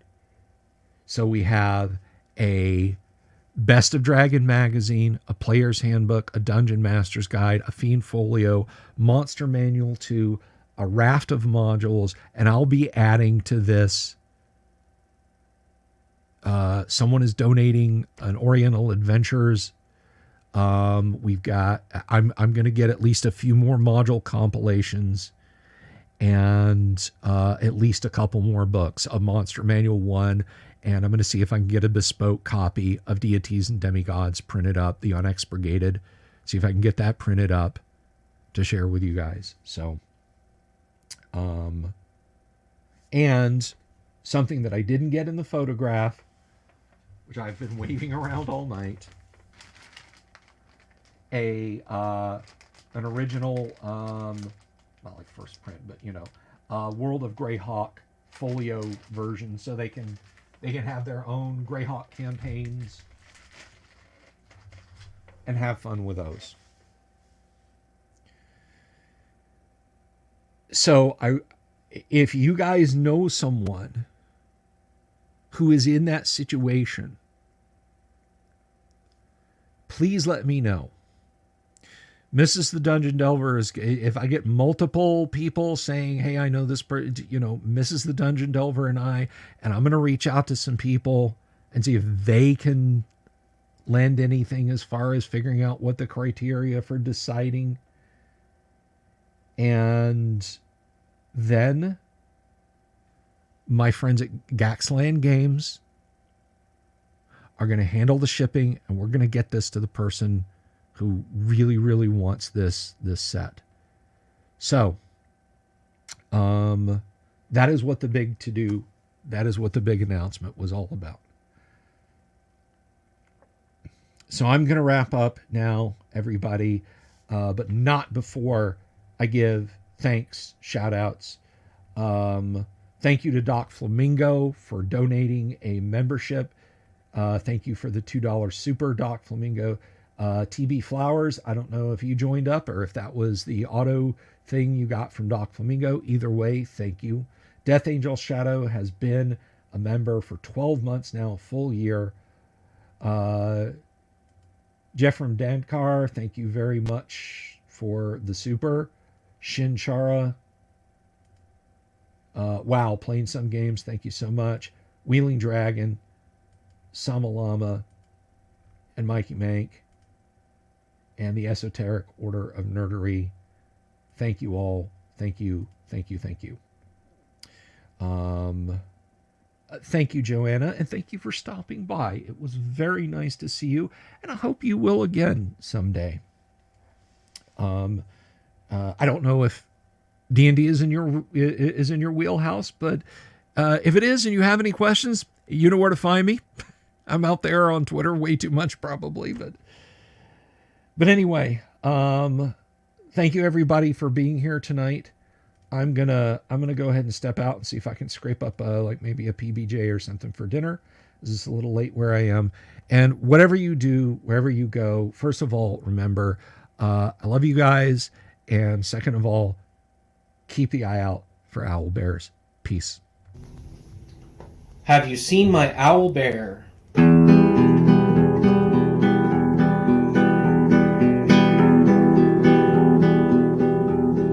Here's to all the weirdos everywhere, in the woods and in the air. Have you seen my owl bear? Should I shave off all my hair? Bobs are all around, some live in tunnels underground. Some are fat, some are rich, some are sleeping in a ditch.